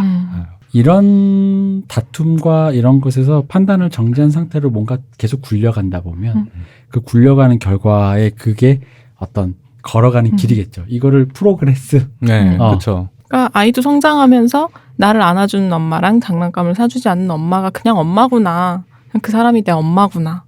하는 거죠. 민주화 산업화 세대 그냥 우리 아버지 어머니셨다. 그 정도에서 일단 이게 열띤 논쟁이고 어렵습니다만 우리에겐 더 무서운 사연이 기다리고 있어요. 이게 진짜. 진짜 이분 사연을 읽을 때 약간 나 진짜 공황 올 뻔했어. 약간 심히 이게 가슴이 조여오는 게 있어요. 사실은 그 방금 사연자 분 같은 경우에는 그래도 우리의 고민하고 많이 맞닿아 있는 부분이어서 얘기할 것들이 꽤 있었는데 이제 곧 나올 마지막 사연은 사실은 저는 개인적으로 되게 슬펐어요. 너무 슬프고 솔직히 말씀드리면 뭐냐면 저는 사실 이 사연을 어떻게 생각했냐면 이렇게까지 생각했어요. 이 사연은 우리가 읽어주는 수밖에 없다. 맞아. 근데 여기에 대해서 얘기를 할 게 뭐가 있는가 싶은 거예요. 내가 뭘 아는데라는 싶기도 하고 그래서 일단 읽어보겠습니다. 예, 읽어보겠습니다. 일단 이분도 시작은 유머러스하게 시작하십니다. 안녕하세요. 저는 이제 이마에 선명하게 새겨진 M자를 외면하기 시작하는 30대 초반 남자입니다. 항상 방송 잘 듣고 있고 좋은 방송이 언제나 감사드립니다. 3가지 정도의 의문이 있습니다. 한번 읽어주셨으면 감사할 뿐입니다. 1. 첫 번째 질문이십니다.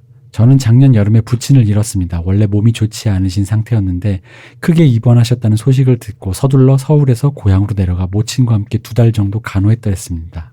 기쁘게도 부친은 2달 정도 입원 생활을 마치시고 퇴원하시게 되었습니다. 그런데 3일 후 저녁에 응급실에 다시 가시게 되었고 다음날 세상을 버리셨습니다. 부친은 입원 당시 후두의 문제 때문에 목구멍 부위를 절개하여 호흡을 위한 관을 삽입한 상태였는데 당연히 정상적인 식사가 불가능하여 콧줄을 이용하여 용액으로 식사를 하셔야 하는 상황이었습니다. 응급실에 가서 영문을 알아보니 바로 그 콧줄이 위장에 정상적으로 연결되지 않고 약간 빠진 상태였더랍니다.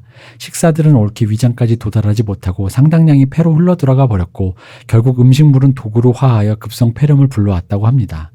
부모님을 잃는 것이 저만 겪는 일도 아니며 저만 슬프다고 억지 부릴 수 없는 것을 압니다. 조실부모하신 수많은 분들에 비한다면 30을 넘겨 천붕을 맞이했으니 그래도 운이 좋다는 것도 압니다.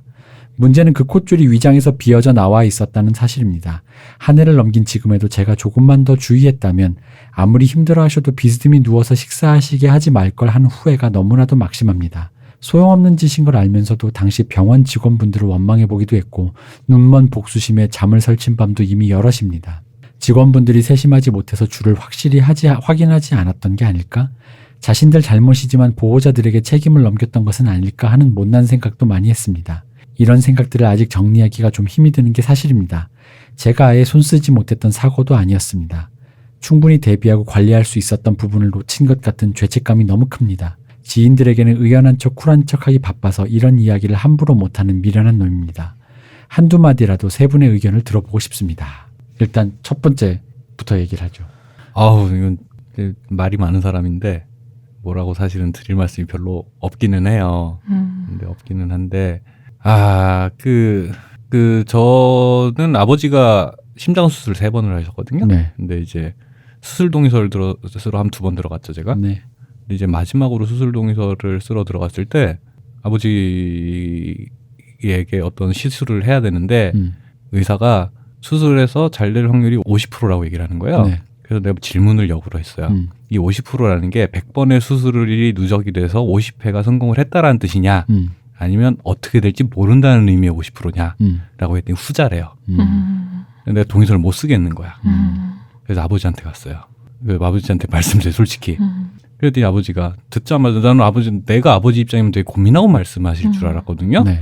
아버지가 듣자마자 한 10초도 안 돼서 해야지 어떡하겠어. 받아들여야지. 아빠 이거 그러지 않으세요? 라고 이거 안 해도 되는 거라고 지금. 아니다 할 거고 어쩔 수 없다. 라고 얘기를 하시더라고요. 전 그때 좀 아버지한테 좀 감탄을 했거든요. 이제 아들 입장에서 죄의식이 느껴지는 건 사실은 저는 당연하다고 생각을 해요. 만약에 그 수술이 잘못됐으면 저도 엄청 후회를 했을 것 같기도 해요. 다행히 잘 돼서 이제 지금 많이 좋아지셨는데 어쩔 수 없는 부분이라는 거를 사실은 아버지 본인께서 생각보다 이제 긴 세월을 사신 아버님이 강인하게 삶을 살아가시는 어떤 방법 중에 하나인 거죠. 이런저런 시술이 잘 될 수도 있고 못 될 수도 있지만 그 결과의 값에 대해서는 본인이 받아들이고 가실 수밖에 없는 것들에 대해서 어른들이 생각보다 되게 준비가 참 많이 되어 계시다라고 생각을 하시면 조금 이제 아들 입장에서 좀 마음이 편해질 수 있지 않을까라는 이제 개인적인 경험에서 물론 저보다 더 큰 일을 겪으셨지만 네, 요 정도가 사실 제 입장에서 요 정도 이상은 드릴 말씀이 따로 없어요.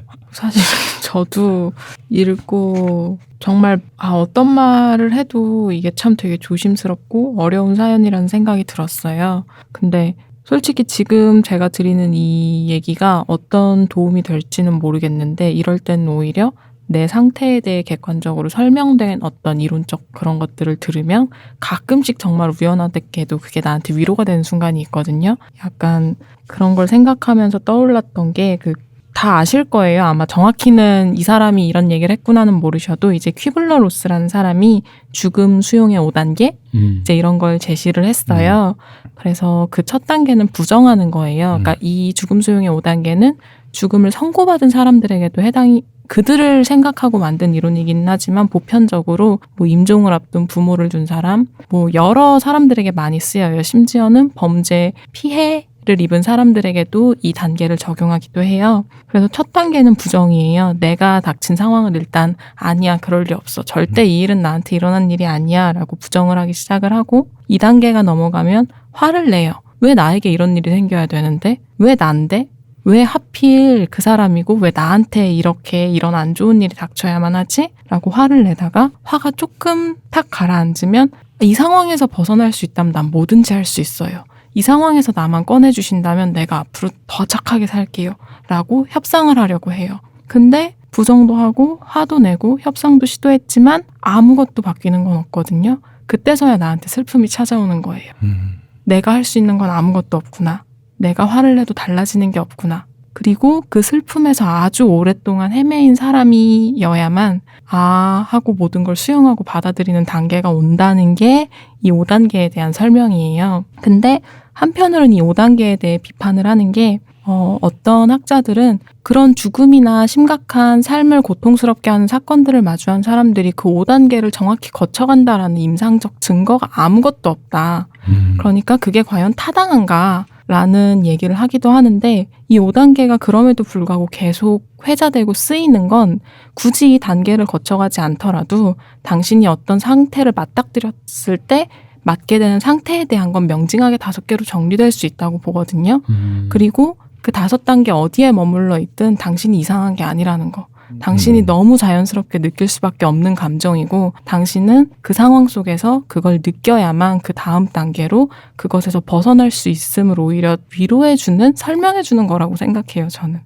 그래서 저는 이분이 느끼시는 뭐 병원 직원들에 대한 분노감 심지어는 그 자기 자신에 대한 분노나 죄의식마저도 너무 당연하고 그럴 수밖에 없고 그리고 그것들을 온몸으로 느끼셨을 때서야 아마 진짜 내가 잃어버린 것, 나의 아버지, 그 슬픔이 찾아오시지 않을까? 그리고 그 슬픔이 한동안 나를 괴롭히고 고통스럽게 했을 때서야 하고 아버지의 죽음이 어느 순간 깊게 나에게 받아들여지는 순간이 오지 않을까 하는 생각이 들었어요. 근데 이 말마저도 되게 조심스럽네요. 나 눈물 날 뻔했어. 나도 그래. 나이 먹었나 봐. 나 지금 눈물 났어. 나 울컥 뻔했어. 약간 네. 그렇답니다. 사람이 배워야 돼. 그렇답니다. 사실 저는 할 말이 없어. 더 이상 드릴 말씀이 없습니다. 네. 이걸로 이게 일축을 하는 게 예. 근데 뭐 그러니까 약간 진짜 약간 난 방송하면서 이런 적 처음이야. 약간 우리 방송에서 울컥하신 분은 리버럴님이 자기가 자기 목소리에 울컥하신 적이 있었는데 스스로 도취에 대해서 울컥하신 적이 있었는데 남의 말 듣고 약간 저는 저희가 받았던 느낌을 사연자도 받으셨으면 좋겠습니다. 네, 되게 맞습니다. 그러니까 사실은 한수석님이 일관되게 전하는 메시지가 있는 것 같아요. 네, 그러니까 맞아요. 어떤 자기 상태에 대해서 자연스럽게 어떤 모든 대부분의 상태가 특별하다기보단 어떤 일에 대한 자연스러운 반응들이니까 그 반응들에 대해서 의아해하지 말고 알고 받아들이는 과정이 있으면 도움이 되지 않을까라는 네. 얘기를 계속 하시는 것 같은데 이렇게 방금 전에 감동이 사라지는 것 같아 좀 짜증이 나고 있어요. 근데 난 그 얘기는 하나 해드리고 싶어요. 계속 이렇게 생각하다 보면 이분처럼 저도 그런 경험이 있어요. 하필이면 그럼 그때 왜 그런 거 이제 유리잔 깰 때도 내가 왜 그걸 들고 있었지? 내가 좀 이렇게 할 걸 하면서 좀 전에서 1초 전의 상황을 행동을 후회하면서 이렇게 할 걸 저렇게 할 걸 이라는 수만 가지 생각을 하면서 자책도 하고 근데 괴로운 게 저는 가장 괴로운 게 그거더라고요. 그렇게 그럴 걸이라고 생각하고 있는 그 반복되는 사고 회로가 저한테는 항상 어떤 후회되는 일을 맞닥뜨렸을 때 가장 고통스러운 순간이었어요. 그 일이 벌어졌다라는 것에 대한 고통뿐만 아니라 그건 그대로 고통스러운데 이러면 괜찮았을지 않았을까라는 자꾸 수많은 의문문, 수많은 가정문을 이게 생성해내면서 내 머릿속으로 계속 그래봤자 결국 과정은 똑같을 때 그랬는데 결국 그건 변하지 않잖아요. 그런데도 불구하고 계속 내 머릿속으로 그러다 보니까 내가 나중에 그런 일을 하다가 내 머릿속에서 문득 생각이 들었던 게 뭐였냐면 그걸 자꾸 이렇게 생각을 하잖아요. 만약 그랬으면 어떻게 했을까? 만약으로 시작할 때 마치 담배 첫 먹은 피우는 거랑 같아. 네. 기분이 살짝 좋아지려 그래. 만약 그랬었으면 하다가 했었을까 했는데 현실은 아무것도 변하지 않잖아요. 그렇죠. 예, 맞아요. 그러니까 뭐냐면 자기 전에 앉아서 그 생각하지. 예. 내가 그 생각을 그 사고를 그 슬픔을 처음 맞닥뜨렸을 때 기분만 리프레시 되는 거야. 근데 그게 너무 괴로웠어요. 근데 그랬으면 어땠을까라는 그 하필이면이라는 생각을 그 사고가 계속 돌아가는 걸 멈추기가 너무 힘들었어요. 근데 저 요즘 그러고 있는데 자기 전에 침대에 누워서 근데 정말로 너무 많이 해서 이젠 할 것조차 없을 때 사라졌어요. 너무 고통스러울 정도였을 때. 근데 이게 뭐 답이 없다는 얘기를 애둘러 돌려서 얘기한 겁니다만은 그런 생각에서 조금 벗어날 수 있는 방법은 저는 없는 것 같아요. 근데 말씀하신 것처럼 결국 그것을 충분히 겪는다면 그 다음이 있긴 있더라. 숨 쉬는 순간이 있더라라는 정도. 예. 뭐 요 정도. 저도 저희 교수님한테 제가 들은 얘기 중에 제일 좋아하는 얘기 중에 하나가 고통이 우리를 다른 곳에 데려다 줄 거라고. 그러니까 기쁨, 좋은 거, 좋은 감정들은 우리를 다음 단계로 넘어가지 못하게 하지만 고통은 다음 단계가 기다리고 있는 순간이라고. 그러니까 고통을 기꺼이 맞이해봐라 온몸으로. 나 또 울 뻔했어. 고통스럽네요. 그러니까 그 얘기를 들었을 때 아니 내가 괴롭다는데 무슨 다음 거야 라고 생각을 했다가도 좀 고통을 아 그래 겪고 가야 되는 거구나 하고 받아들여지게 했던 말이었던 것 같아요. 개인적으로 저한테는. 뭔가 이번 화 자체가 약간 수미상관 구조로 가는 것 같아요. 그 공황장애에게서 시작해가지고. 그렇지. 네, 이제 여기서 배열이 그렇게 돼 있어. 그렇네요. 네. 반야신경에서 시작돼서. 자, 이제 2번, 그러니까 2분의 두 번째 네. 질문에 대해서 한번 질문을 읽어볼게요. 이게 저는 이 부분에서 진짜 솔직히 숨이 턱 막혔어요. 같은 사연자입니다. 저는 2010년 천안함 사건의 생존 장병입니다. 막상 말을 꺼내놓고 보니 제가 아날람에 무엇을 원하는지 잘 모르겠군요. 다만 생존자들이 왜 침묵하고 있는가 아니면 왜 진실을 숨기고 거짓말을 주장하고 있는가 등등의 의견들에 8년째 고통당하고 있는 상황이라는 것을 아실 것이라 믿습니다. 그동안 수없이 언론 인터뷰에 응하고 나름대로 열심히 떠들기는 했습니다만 아직까지 유의미한 변화는 보이지 않습니다. 지금까지 저희 생존자들을 보호하려는 신용이라도 했던 것은 어쨌든 보수 스탠스의 국민들이셨습니다.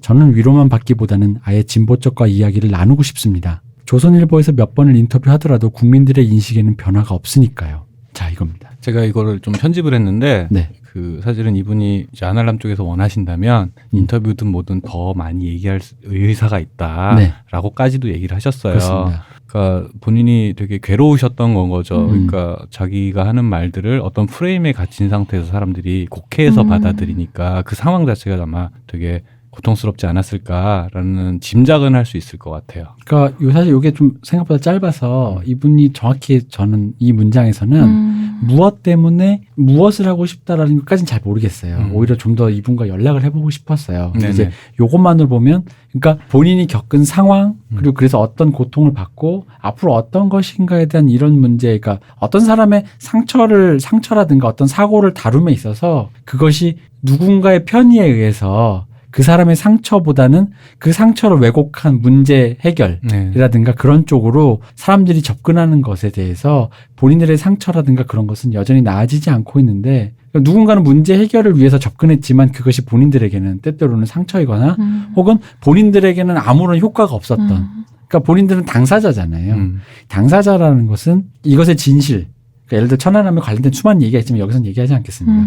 천안함에 관련된 수많은 얘기, 진실, 루머, 수많은 뭐 주장이 있습니다만은 그걸 떠나서 중요한 건 겪은 사람의 어떤 당사자의 그 어떤 것인 것 같아요. 그게 고통인지 뭐 혹은 당사자만 진짜 알고 있는 진실인지 뭔지는 모르겠어요. 근데 생각해 보면 이분의 얘기를 듣고 쭉 복기해 보자면 우리가 소모했던 것은 천안함으로 고통받았던 병사 얘기보다는 혹은 거기에 관련됐던 사람들의 얘기보다는 정치적 이슈들이었죠. 그렇죠. 그것이 무엇으로 촉발되었는가. 그리고 촉발되었다라고 발표가 났을 때 그것은 맞는 진위 여부가 확실한가에만 초점이 맞춰졌던 것 같아요. 저는 개인적으로 이걸 좀 보고 좀 반성을 한 게 네. 그 사실은 작년에 이제 그 작년도 아니고 이제 최근 몇 년 사이에 그 보수 스탠스 그러니까 보수적인 사람들 혹은 일베나 이쪽 사람들이 그런 분들이 그 이제 세월호를 비하하면서 천안함은 왜 추모하지 않느냐라는 반대급부로 천안함 사고를 계속 언급을 했어요. 네, 맞아요. 근데 제가 그때 사실 그런 말들을 사실 무시했죠. 둘 다 똑같이 안타까운 죽음인데라는 생각으로 무시를 했는데 제가 간과한 게 뭐였나라고 생각을 해보면은 그때 제가 느꼈던 그 천안함을 언급하는 사람들에게 느꼈던 화가 뭐였나라고 생각을 해보니까 이제 이분 사연을 보니까 이제 좀 명징해지는 건 거예요. 그러니까 결국은 어떤 사람의 그 고통이나 이런 것들을 그거 있는 자체로 일단 그걸 먼저 봤어야 되는데 그러질 않고 그 사건을 겪고 고통스러운 여러 가지 사람들이 아니라 그 사건들의 정치적 맥락들만 갖고 상황을 이해하려고 했었구나. 근데 내가 느꼈던 분노는 사실은 그것 때문이었는데 거기까지 내가 들여보다 보질 않은 건 거예요. 그러니까 거기까지 생각이 안 간 거야. 그러니까 내가 천안함을 언급하는 사람들이 대체로 보수적인 스탠스이다 보니까 그쪽을 내가 아예 알려고도 하지 않았구나. 라는 반성을 먼저 좀 하게 되는 게 분명히 있어요. 그리고 안타까운 건 아까 이제 앞에 했던 블랙넛 관련 얘기에서도 했었지만은, 그러니까 이런 그런 정치적인 스탠스들이라고 하는 것도, 그러니까 뭐 정치를 떠나 사람이 먼저다 이런 소리 하려는 게 아니라 스스로 무슨 이슈나 이념이나 윤리를 도구로 소비하지 않는 사람이 될 수 있었으면 좋겠다. 라는 생각이 계속 들어요. 그런 것들이 보면은 이분도 이런저런 인터뷰를 했지만 조선일보든 보수적인 스탠스의 국민들이던 자기 주장을 강화하기 위해서 아마 이용을 했을 거예요. 이분들도. 물론 그럼에도 불구하고 이용을 하건 안 하건 내 얘기를 들어주는 사람이 있다는 것 자체가 중요하다는 거 분명히 알아요. 알매도 불구하고 그 어느 쪽에서도 그러면 진심 어린 위로는 누가 해줬나 그런 걸 놓치고 있지는 않았는가라는 지점에 대해서는 분명히 생각할 필요가 있지 않을까라는 생각이 좀 드네요.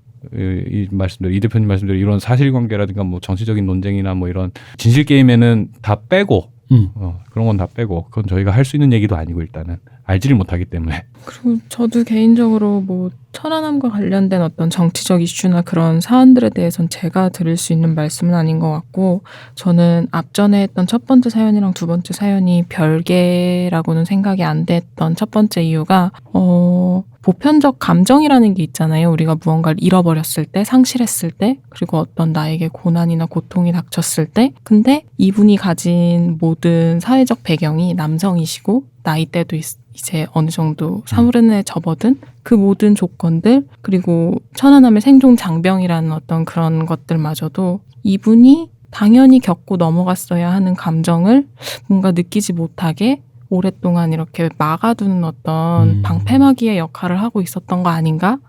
너무 큰 사건이다 보니까. 네. 그러니까 너무나 큰 상실이 이분 삶에서 많다고 느끼거든요. 저는 내가 살아남은 거, 그리고 나의 진심이 왜 오도되는 거, 곡해되는 거, 그리고 아버지가 그렇게 떠나가 버린 거. 그러니까 이렇게 세 개만 말해도 저한테는 굉장히 큰 한 개인의 상실처럼 느껴져요.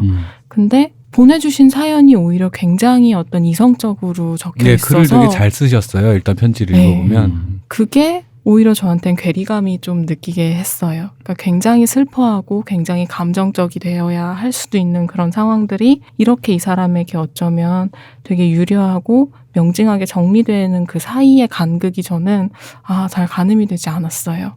나 또 눈물 날라 그랬어. 그러니까 현선님 대단한데. 현선님 뭔가 이 말에 이렇게 바세린 같은 거 살짝 이렇게 그런 게 있다. 그래서 저는 이분이 이 사연을 여기에나마 보내주신 게 어떤 사건에서 회복되어 가는 사람의 되게 자연스러운 모습이라고 생각이 들었거든요. 그러니까 세월호 유가족분들도 그러시지만 우리가 어떤 재난을 마주했을 때 크게 착각하고 있는 것 하나는 피해자들은 계속 피해자의 위치에만 남아있을 거라고 생각을 해요. 근데 피해자들은 자기가 회복하기 위해서든 자기가 살기 위해서든 자기 목소리를 내는 게 굉장히 자연스러운 그 다음 단계라고 봐요, 저는. 실제로 범죄 피해자 심리학에서도 범죄의 피해자가 됐던 사람이 누구보다도 강력한 그런 어떤 범죄와 관련된 거를 보호하고 하고자 하는 사회활동을 보이시기도 하거든요. 저는 그게 회복의 한 단계라고 생각해요. 그리고 그게 뭔가 자연스럽게 흘러가는 어떤 방향? 그래서 이분이 이렇게 사연을 보내주신 게 굉장히 자기 나름대로 지금 자기가 닥친 상황을, 고통을 이렇게 소화하고 회복하려고 노력하고 계시는구나로 읽혔던 것 같아요. 그러니까 잘하고 계시다. 네, 저도 이제 약간 방송 관계상 약간 이제 원래 사연을 살짝 편집은 했지만 읽으면서 되게 뭐라 해야 되지? 교양 있는 선비라는 느낌이 들었거든요. 그러니까 옛날식으로 표현하자면 그 품위가 있어요. 그죠. 네, 품위가 있어요. 단어 쓰시는 단어들도 아까 그 아버님 돌아가실 때 천붕을 맞았거나 뭐 이런 것들도 굉장히 교양이 있으시고 양식이 있으신 분이고. 그러니까 30 초반이라고 하셨는데 나이가 더 있는 분처럼 느꼈어요. 맞아요. 네, 맞아요. 소화를 하기 위해 애쓰고 계시는 과정, 그러니까 자기 나름대로의 어떤 그런 과정을 보내고 계신 것 같아요. 위로받기보다는 좀 다른 걸 원하셨던 것도 같지만 제가 배운 건 그것밖에 없기에 얘기를 하면, 근데 그 과정에서 느껴지는 나의 감정들, 아까도 똑같이 얘기된 거긴 했지만 그 보편적 감정들에 대해서 느끼셔도 괜찮다라고 말씀드리고 싶었어요. 내가 나이가 30대여서 남성이어서 라고 나도 모르게 막아두고 계셨다면.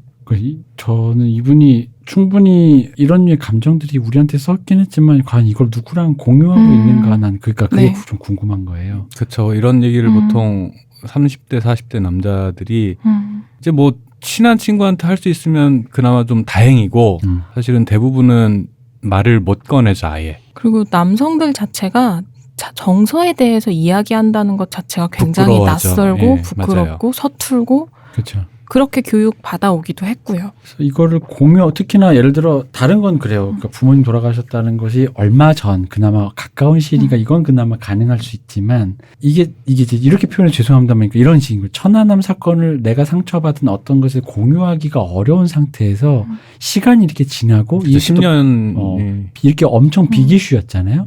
그러다 보니까 이걸 공유하고자 말을 꺼내는 시도가 누군가에겐 마치 되게 피곤한 또 누군가는 굉장히 뭐 이런 표현이 웃기는 사골같이 이렇게 왜 자꾸 우려내는 왜 그걸 또 이제 너가 그런 사람인 걸 그러니까 약간 그런 태도에 직면했거나 혹은 지레 겁을 먹고 사람들이 나를 그렇게 볼 수 있지 않을까라는 생각을 하거나 그러니까 어떤 상태인지는 모르겠으나 이게 설명을 안 해주셔서 근데 그러다 보니까 걱정이 되는 거야. 그러니까 그게 어떤 순간에 누군가 공유하고 누군가 나눠야지만 사실 나는 그런 것들이 그래도 무언가는 지지받고 나누고 그게 돼야 된다고 저는 봐요. 이게 온전히 혼자서 맞아요. 그를 일어나는 수 있는 초이는 맞아요. 난 있지 않다고 없어요. 보거든요. 근데 그래서 그게 과연 있는가 없다면 저는 찾아야 한다. 그리고 이렇게 저희한테 말씀을 보내주시는 것도 하나의 방편이라고 보고 네. 이러한 방법들을 좀 더 적극적으로 하셔도 된다라는 거. 요게 일단 제 생각이고 또 하나는 뭐 박 박사 얘기랑 전 비슷한데 일베가 했던 말 세월호 얘기하면서 천안함 얘기는 왜 안 하냐. 그러니까 이건 사실 세월호라는 토픽이 있으니까 그 말 자체를 굳이 논파하자면 약간 물타기인데 이 얘기는 이 얘기고 저 얘기는 저 얘기지. 근데 그 말이 찝었던 것은 전체 경향에선 맞아요. 전체 경향적 흐름에선 천안함 얘기가 굉장히 우파적인 스탠스의 어떤 것의 희생양이 되면서 굉장히 그들만의 뭔가지 그 옛날 정권의 그 어떤 것으로 정치적인 맥락만을 소비한 채 넘어가 버렸고 세월호는 피해자 당사자의 어떤 부분만을 굉장히 또 강조함으로써 다시 그걸 또 정치적인 이슈로 만들어 버렸던 거죠. 근데 여기서 중요한 건 세월호는 당사자들의 어떤 그러니까 사람들의 어떤 감정과 피해 사실을 정치적인 스탠스로 가져갔다면 천안함은 오로지 그 기능적인 것. 왜 그 미사일이 어디서 뭐 안에서 스크류가 터져 이런 그렇죠. 굉장히 기능적인 것을 정치적인 이슈로 가져가다 보니까 아예 세월호만큼도 사람들에 대해서 다루지 않았어요. 제 기억에는. 이제 일단 군인대라는 특수성이 분명히 있고 되게 도구적이잖아요. 이 단 조직 자체가 도구적으로 되다 보니까 그 안에 어떤 인격화된 무언가가 있다는 그런 인식보다는 그 일종의 워게임 시뮬레이션처럼 사람들이 사고를 하게 되는 건 거죠. 그죠. 게다가 저는 약간 그것도 있는 게 전 인구의 반이 군대를 갔다 오고 그 군대의 군발이 얘기를 또 나머지 반이 모두가 공유하는 이 사회에서 군발이가 자기 복무를 하다 죽었다라는 게 군 생활하면서 저 역시 비일비재하게 보다 보니까 어느 순간 되게 좀 무감해지는 무감각하게 이런 류의 사건을 분명히 나라를 위해 봉사하는 사람이 어떤 순간에 사고로 비명행사한 것을 무감각하게 받아들이는 어떤 류의 감각이 있어요. 이 나라에. 다른 나라는 어떤지 모르겠지만 적어도 저는 있다고 봐요. 그런 면도 있고 그때 당시에 그 정치적인 스탠스에서 네. 그 북한을 대하는 태도의 차이가 우리나라에서 지금은 그게 많이 희석이 됐지만 네. 그 천안함 사건 당시만 해도 북한에 대해 갖고 있는 스탠스가 각 진영의 차이를 만드는 되게 중요한 차이기도 했어요. 네. 그러다 보니까 그게 정치적인 이슈로 지나치게 소비됐어요. 그죠. 그 당시에. 그래서 반성합니다. 저 역시 그 무감각한 그 어느 지점과 그 이슈에서 기능적으로만 사고하려는 그런 어떤 굉장히 기능화된 사고에 약간 매몰돼 있었던 것 같습니다. 그랬던 것 같고 저를 포함한 다른 사람들조차 그랬던 것 같고 목소리를 들어보는 거 이전에 거기에 그런 사람이 있었다라는 것부터 알아야 될 것 같아요. 맞아요. 일단 우리가 여기서 얻어야 될 건 그거 같습니다. 자, 이 말씀을 이렇게 이제 사연을 보내주셔서 감사하고 네. 이제 행복하셨으면 좋겠네요. 다 했어. 근데 예. 이분이 그래서 저희들의 이 무거운 분위기를 해결해 주려고 마지막에 또 사연을 가벼운 걸 하나 주셨어요. 정말 품위가 있으세요. 이분이 네. 유머와 그 네. 있어요. 근데 내 생각에 이게 가벼운 사연은 아닙니다. 왜냐면 이게 이분 나름대로는 저희 쪽에선 실존의 사연입니다. 이거 지금 같은 사연자가 보낸 거예요. 네. 세 번째입니다. 이분의 세 번째 질문. 사연. 이분의 세 번째 질문. 저는 여자친구 팬입니다. 현재 아이돌 씬에서는 여자친구와 러블리즈가 마치 아치 에너미 같은 관계로 대립하는 형국입니다. 저는 기실 이것도 상황에 따른 프레임일 뿐이라고 생각합니다만 러블리너스이신 이 대표님께서는 여자친구와 버디를 실제로 어떻게 생각하시는지 궁금합니다. 오래전 러블리즈 처음 다루신 회차에서 비평할 그 무엇도 없다고 선을 그어버리셨는데 너무 슬펐습니다. 저는 러블리즈도 매우 좋아하는지라 어떻게 복수할 도리가 없네요. 욕심 같아서는 실제로 청취자로서 출연하여 싸움을 벌여도 흥겹겠습니다만 뭐 힘든 일이겠지요. 같은 덕후로서 대표님의 온정어린 시선이 여자친구분들에게도 조금은 닿았으면 하는 바람입니다. 자, 이건 내가 드디어 해명할 기회가 생겼다라는 게 왔어요. 왜냐면 내가 그때 말을 하고 더 이상 서술한 부분인데 내가 그냥 편집하고 그냥 넘어갔는데 나중에 그 특히 유튜브 쪽 댓글에 난 진창 난리가 났어요. 네. 자, 일단 제가 정확하게 얘기해 드릴게요. 이게 진짜 내가 이제 작가와 작품 분리하듯이 완벽하게 저는 여자친구와 버디를 좋아하지 않거나 싫어하거나 하지 않습니다. 저는 오히려 그들 편입니다. 제가 싫어하는 건 분명히 있습니다. 그게 뭐냐면 여자친구의 소속 기획사입니다. 소스 뮤직. 여자친구의 기획사는 정말 싫어합니다. 여자친구를 다루는 방식, 버디들에게 행하는 방식, 그리고 여자친구를 어떻게 소비해내는 것, 심지어 여자친구 옷 입혀내는 것, 그 모든 것이 다 그 방식들이 너무 미운 거예요. 그래서 그렇게 얘기한 겁니다. 저 기준으로 좀 더 이쁘고 좋고 좋은 곡에, 좋은 A&R에, 좋은 옷에, 좋은 시스템에 좋은 위치와 좋은 자리를 점할 수 있고 좋은 홍보와 좋은 뮤비를 찍을 수 있었을 거라 생각해. 같은 중소기획사로서. 근데 제가 제 개인적으로 진짜 이렇게 제 진짜 왜냐면 나 여자친구 좋아했어 나. 처음에 그 데뷔곡 나올 때 있잖아. 잡바링 할 때. 오늘부터 우리는. 오늘부터 우리는 할 때.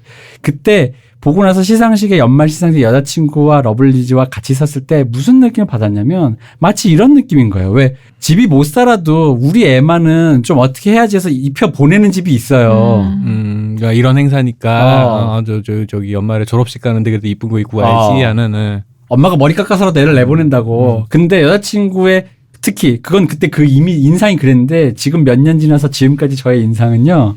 여자친구의 소속 기획사는 정말 계모가 이거 계모설한데 진짜 혹은 계부가 너한테 주는 돈은 10원도 아깝구나. 새끼 밥만 먹으면 됐지라는 느낌처럼 느껴져서 그래서 싫다는 거예요. 이거는 정확하게 얘기합니다. 저는 버디에게도 악감정이 없고 여자친구도 악감정이 없습니다. 아이돌 모두에게 악감정을 가져본 아이돌은 없어요. 물론 있어요. 어떤 사람이냐? 중간에 정신머리가 빠진 태도가 변하고 분수도 모르고 그냥 이상한 힙스터 연예인병에 걸려서 허짓거리하고 다니는 애들도 있는데 그러니까 어떤 창작자로서 아티스트로서 어떤 팬과 작품에 대한 리스펙트를 잃어버린 사람이 보이면 싫죠 그거는. 그럼요. 근데 그런 리스펙트 그건 이제 논외고 모든 아이돌을 제가 뭐 러블리즈만 파겠습니까? 그 이전에 뭐 다른 거 안 파겠습니까? 요즘은 아이존도 팝니다. 근데 그런 사람 중에서 굳이 여자친구만 꼭 집어서 미워할 일은 없다고 봐요. 그렇다고 해서 대놓고 솔직히 말하면 여자친구가 뭐 아주 쌍벽을 이룬 H.O.T와 잭스키스처럼 그런 정도의 그런 팬덤도 아닌데 미워할 일은 없습니다. 저는 요즘 여자친구가 저가 출연해가지고 이제 러블리즈에 대해서 얘기하고 뭐 그 무렵에는 좀 안타까운 느낌이 있었는데 네. 요즘은 오히려 좀 좋게 보여요. 요즘은 뭐랄까 이렇게 사람은 어쨌든 연예인이라는 게 흥망이라는 게 있잖아요. 그죠? 이런 흥망이라는 게 있는데 여자친구 보면은 약간 이렇게 하락에 대한 두려움을 좀 이겨낸 팀으로 보여요. 지금 요즘 하는 거 보면은 되게 꿋꿋하고 컨시스턴시하다. 뭐라 해야 되지? 이게 꿋꿋하고 일관성 이렇게 있는 요거를 견지하는 그 근성이 그게 사실은 작품도 작품인데 멤버들 태도에서 좀 느껴져가지고 그건 좀 좋은 것 같아요. 내가 얼마나 엄지를 좋아하는데 엄지의 얼굴형이 내가 이렇게 선호하는 얼굴형이거든요. 그래서 그런 면에서 약간 좀 그런 강박이나 스트레스에서 약간은 좀 물론 없진 않겠지만 약간 좀 초연해진 것 같은 느낌을 받아서 요즘은 오히려 저는 보기 좋더라고요. 그래서 제가 비평할 그 무엇도 없다고 했던 것은 바로 그 소속사의 까먹음. 무언가 내가 다루고 있는 아티스트를 어떠한 식으로 만들어서 포장해낼 것인가, 어떠한 기획안에 올려놓을 것인가라는 거에 대해서 고민 부족. 근데 나는 그게 능력 부족이나 센스 없음으로만 퉁치기에는 애초에 성의의 문제로 느껴졌기 때문에 제가 그렇게 말씀드린 거예요. 요거는 정확했으면 좋겠습니다. 버디 여러분 힘내시고 힘은 내가 내야지. 뭐 버디 뭐 여자친구 뭐 나가면 1위 하는데 무슨 상관이야. 우리 러블리즈나 힘을 내야지. 그렇습니다. 제가 뭐 항상 그 아이돌 얘기할 때 되게 너무 당대의 탑들만 얘기하다 보니까 좀 그런데 여자친구나 러블리즈 정도면 되게 괜찮은 팀이에요. 야 조용히 해. 되게 조용히 괜찮게 잘 된 팀이에요. 그 정도면. 자기가 트와이스 좋아한다고 네. 저렇게 여유 있게 되게 시혜적인 느낌이네요. 아니야 진심이야. 진심이야. 서울대 갔는데 네. 저기 이렇게 어떻게 이렇게 뭐, 수도권 들어가면 야 그 사람들이- 정도 되면 수도권 잘 나온 갔지 것도 뭐 잘 하는 가는 것 거죠. 같아요. 우리 아들 서울대 간 것도 특이한 거지만 야 그 정도면 진짜 잘 간 거야. 아니 그래도 사람들이 기억하는 노래가 있고 이름을 얘기하면 안다라는 것만 해도 되게 그 가수로서 괜찮은 성취를 이뤄낸 거니까 자부심을 그 팬분들이 또 자부심을 갖고 하셨으면 좋겠어요. 어쨌든 이거는 이제 오해는 이제 푸세요. 어떤 아이돌 팬들과 기호의 차이로 척을 지려고 서로의 그 왜 그런 거 있잖아요. 왜 초동 판매가 얼마냐면 서로 있잖아. 그럴 때 성적충들의 성적충들 그런 생각은 저는 전혀 없습니다. 저는 오히려 이렇게 생각합니다. 아이돌을 다른 사람들이 저희가 아이돌에 대해서 얘기했던 건 솔직히 집중했던 건 애초에는 아이돌이 좋아서였고 그 다음은 아이돌에 대해서 더 얘기를 하고 싶었던 건 아이돌이 접하고 있는 한국에서의 기묘한 위계관계 때문에 저희가 비평을 하기 시작했던 거고 아이돌과 아이돌 팬덤, 아이돌 산업, 이 케이팝 산업 전체가 약간 한국 사회의 어떤 구조를 되게 투명하게 반영을 하거든요. 이제 아이돌이 성취를 이뤘는데도 불구하고 대접은 이상한 거고 이상함에도 불구하고 또 다른 의미에서 또 성취를 이뤄내고 있는 희한한 위계관계 때문에 비평을 하기 시작했고 저희는 이분들이 그 옛날 쇼미 시즌에서 너는 아이돌이니라고 하는 친구들을 제가 욕했던 말로 대신하겠습니다. 제가 아이돌을 어떻게 대표하냐면 그때 아이돌이 출연했을 때 힙합 너희는 아이돌이고 진짜 힙합퍼가 아니야라는 식으로 얘기했을 때 래퍼가 아니야 했을 때 당신들은 음악을 하는 동료로서의 의식이 전혀 결여돼 있다. 그 랩을 했던 사람들은 이 사람들은 당신들과 좀 다른 음악을 하는 사람들일 뿐이고 같은 음악씬에서 음악을 하는 동료들이다. 동료 의식조차 갖지 못하는 사람이 음악을 만든다라는 건 그 삐뚤어진 마음이 어떤 것을 만들어낼지 궁금하다. 이게 제 생각입니다. 아이돌을 좋아하기 때문에 모든 아이돌을 좋아하면 좋아했지 척을 질 생각 없으니 오해를 걷어주시고 이번에 확실히 얘기했어요. 네. 어쨌든 사연이 길었습니다. 아 이분 참 마지막까지 되게 품이 있으세요. 네. 그러니까 글을 되게 정갈하게 잘 쓰셨어. 그러니까 길지도 않고. 어쨌든 오늘은 사연을 사실 저기 시호님도 안 계시고 해서 우리 저기 박 박사랑 한수석이 처음 보는 사이라 아이스 브레이킹도 안 된 상태에서 이게 방송이 되나 했는데 그리고 한수석님이 내가 한수석님 오래 봤는데 한수석님 이런 재능이 있는 줄 몰랐어. 아 되게 마음이 이렇게 촉촉해졌어요. 마음이 이렇게 나 진짜 이거 이제 이렇게 수사로 얘기하는 게 나 아까 약간 찡했다니까. 네 맞아요. 약간, 진짜 저도 약간 울컥했다니까. 네, 그래서 맞아요. 이게 사연자나 들으시는 분들에게 좀 전달이 됐으면 하는 바람입니다. 맞습니다. 그러고 저 같은 경우에는 사실은 제가 쓸데없이 말을 많이 했다. 근데 저의 쓸데없는 말들이 그 한수성님의 그 핵심을 찌르는 정갈한 언어를 위한 밑밥이었다. 가자미가 되었다. 그래, 난 가자미였다. 어린 밑밥이야. 그렇습니다. 채치수처럼. 앞으로 사연은 우리 한수성님이 조금 더 이런 엄청난 뎁스를 가지고. 그러니까 내가 해보니까 역시 오늘은 저도 반신반의했지만 역시 제가 오늘 느낀 게 뭔지 아십니까? 이게 전문가가 다르고 맞아요. 배운 사람이 진짜. 다르고 네. 학위가 다르다. 역시 그러니까 사람은 학벌이 중요합니다. 사람 역시 배워야 됩니다. 근데 물론 저도 이 바닥에서는 정말 갈 길이 한참 남은 저기 어디 지방 논밭에 서식하는 미꾸라지 하나긴 하지만 겸손하기까지 합니다. 여러분 우리가 점점 설 곳이 없어지는 거죠. 네, 그러게요. 그동안 3년을 어떻게 버텼는가. 그동안 우리는 잘난 척만 하고 있었는데. 그랬는데. 생각해보니까 나도 학위가 있었으면 굳이 잘난 척 안 했을 것 같아. 그치. 나도 아이돌로 만약에 저 YG나 이런 데 기획팀으로 사장, 뭐 CEO 정도 됐으면. 내가 방시혁인데 뭐하러 굳이 잘난 척을 아이돌 해. 얘기 안 했을 거야. 딴 얘기 했을 것 같아. 그래, 그러네. 서로 뭔가 그런가? 어쨌든 좋은 에피소드였던 것 같습니다. 네, 그 사연 보내시는 분들 제가 이제 본의 아니게 이제 사연을 미리 좀 편집을 하면서 느낀 거는 되게 뭐라 해야 되지? 슬펐어요, 저는. 이렇게 사연들을 보면서 그 사연이 어떤 사람들이 볼 땐 되게 큰 일이고 어떤 사람들이 되게 사소한 일이기는 한데 그 모든 일들이 이제 각자의 삶에는 되게 큰 무게를 갖고 있는 거잖아요. 그러니까 그런 얘기들을 남에게 하는 거 혹은 모르는 사람에게 하는 것 자체가 그 자체가 본인이 나아지기 위한 어떤 과정이니까 예, 그 사연 오늘 보내주시고 읽으신 우리가 읽어드린 분들 마음에 좀 평화가 찾아왔으면 좋겠네요. 예. 그리고 저도 상담에 대한 첨언을 하나 하자면 굳이 이 얘기를 하는 이유는 한국 사회에서 상담이 정확히 뭐다라는 게 명징하게 설명되지 않았고 그렇기 때문에 오늘 제가 사연을 읽고 사연자분에게 드린 말씀처럼 상담이 이루어지진 않는다는 거 아마 실제로 상담을 하게 되면 제가 말씀드렸다시피 상담자 시각에서 보기엔 이곳의 정보가 너무 제한적이었기에 아마 그런 정보들을 끊임없이 확인하고 계속 묻고 답하고 묻고 답하는 그런 과정들이 계속 이어질 거라는 말씀을 드리고 싶어요. 오늘 제가 이렇게 줄줄줄줄 설명한 게 상담은 아니다 라는 걸 분명히 해드리고 싶습니다. 아, 엉뚱한 기대하지 말아라. 그래 사연 좋습니다. 저희들한테 사실 한수성님이 계셔서 좀 다행인 게 저희한테 사연이 진짜 이렇게 무거운 사연이 왔는데 이거 원래 안 하려고 그랬어요. 우리가 다룰 문제가 아니야. 네. 그러니까 내가 뭘 해. 그러니까 뭐 예를 들어 뭐 친구가 미워요 정도까지 어떻게 그냥 우리끼리 뭐 농담 삼아서 해보겠는데 근데 이걸 해보니까 느낀 건데 저도 뭐 한수성님이 계셔서도 그렇지만 더 많이 보내주셨으면 좋겠어요.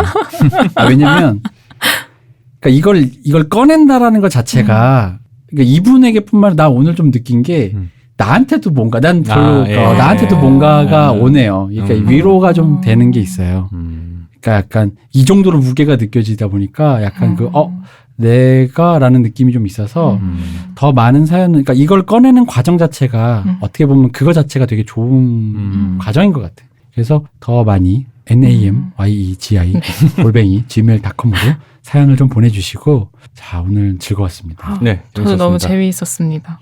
자 저희가 한수성님 혹시 우리가 뭐 말 막은 거 아니죠? 나 이거 빨리 알리바이로 이렇게 해야 돼. 왜냐면 아니, 저는 반성하고 있어. 쓸데없이 말을 많이 했다. 왜냐면 이렇게 잘못 이게 편집해 나갔는데 니들 말 길어가지고 한수성 말 못 들었다 또 이렇게 댓글 달리면 맞아. 안 된다. 네. 그러니까 이거 빨리 내가 알리바이를 까는 거야. 다음엔 좀 더 우리 말을 다 막고 혼자 방송해 주세요. 알겠습니다. 저희가 이제 그런 이제 한 명씩 빼야 되겠어. 빼고 혼자 방송시키게. 근데 굳이 우리가 필요한가 약간 이런 생각을 좀 그렇네요. 했습니다. 회의가 있네요. 네. 아니요. 오늘 즐거웠고 안 하려면 여기까지 하겠습니다. 이번 주는 여기까지 하겠습니다. 감사합니다. 감사합니다. 감사합니다.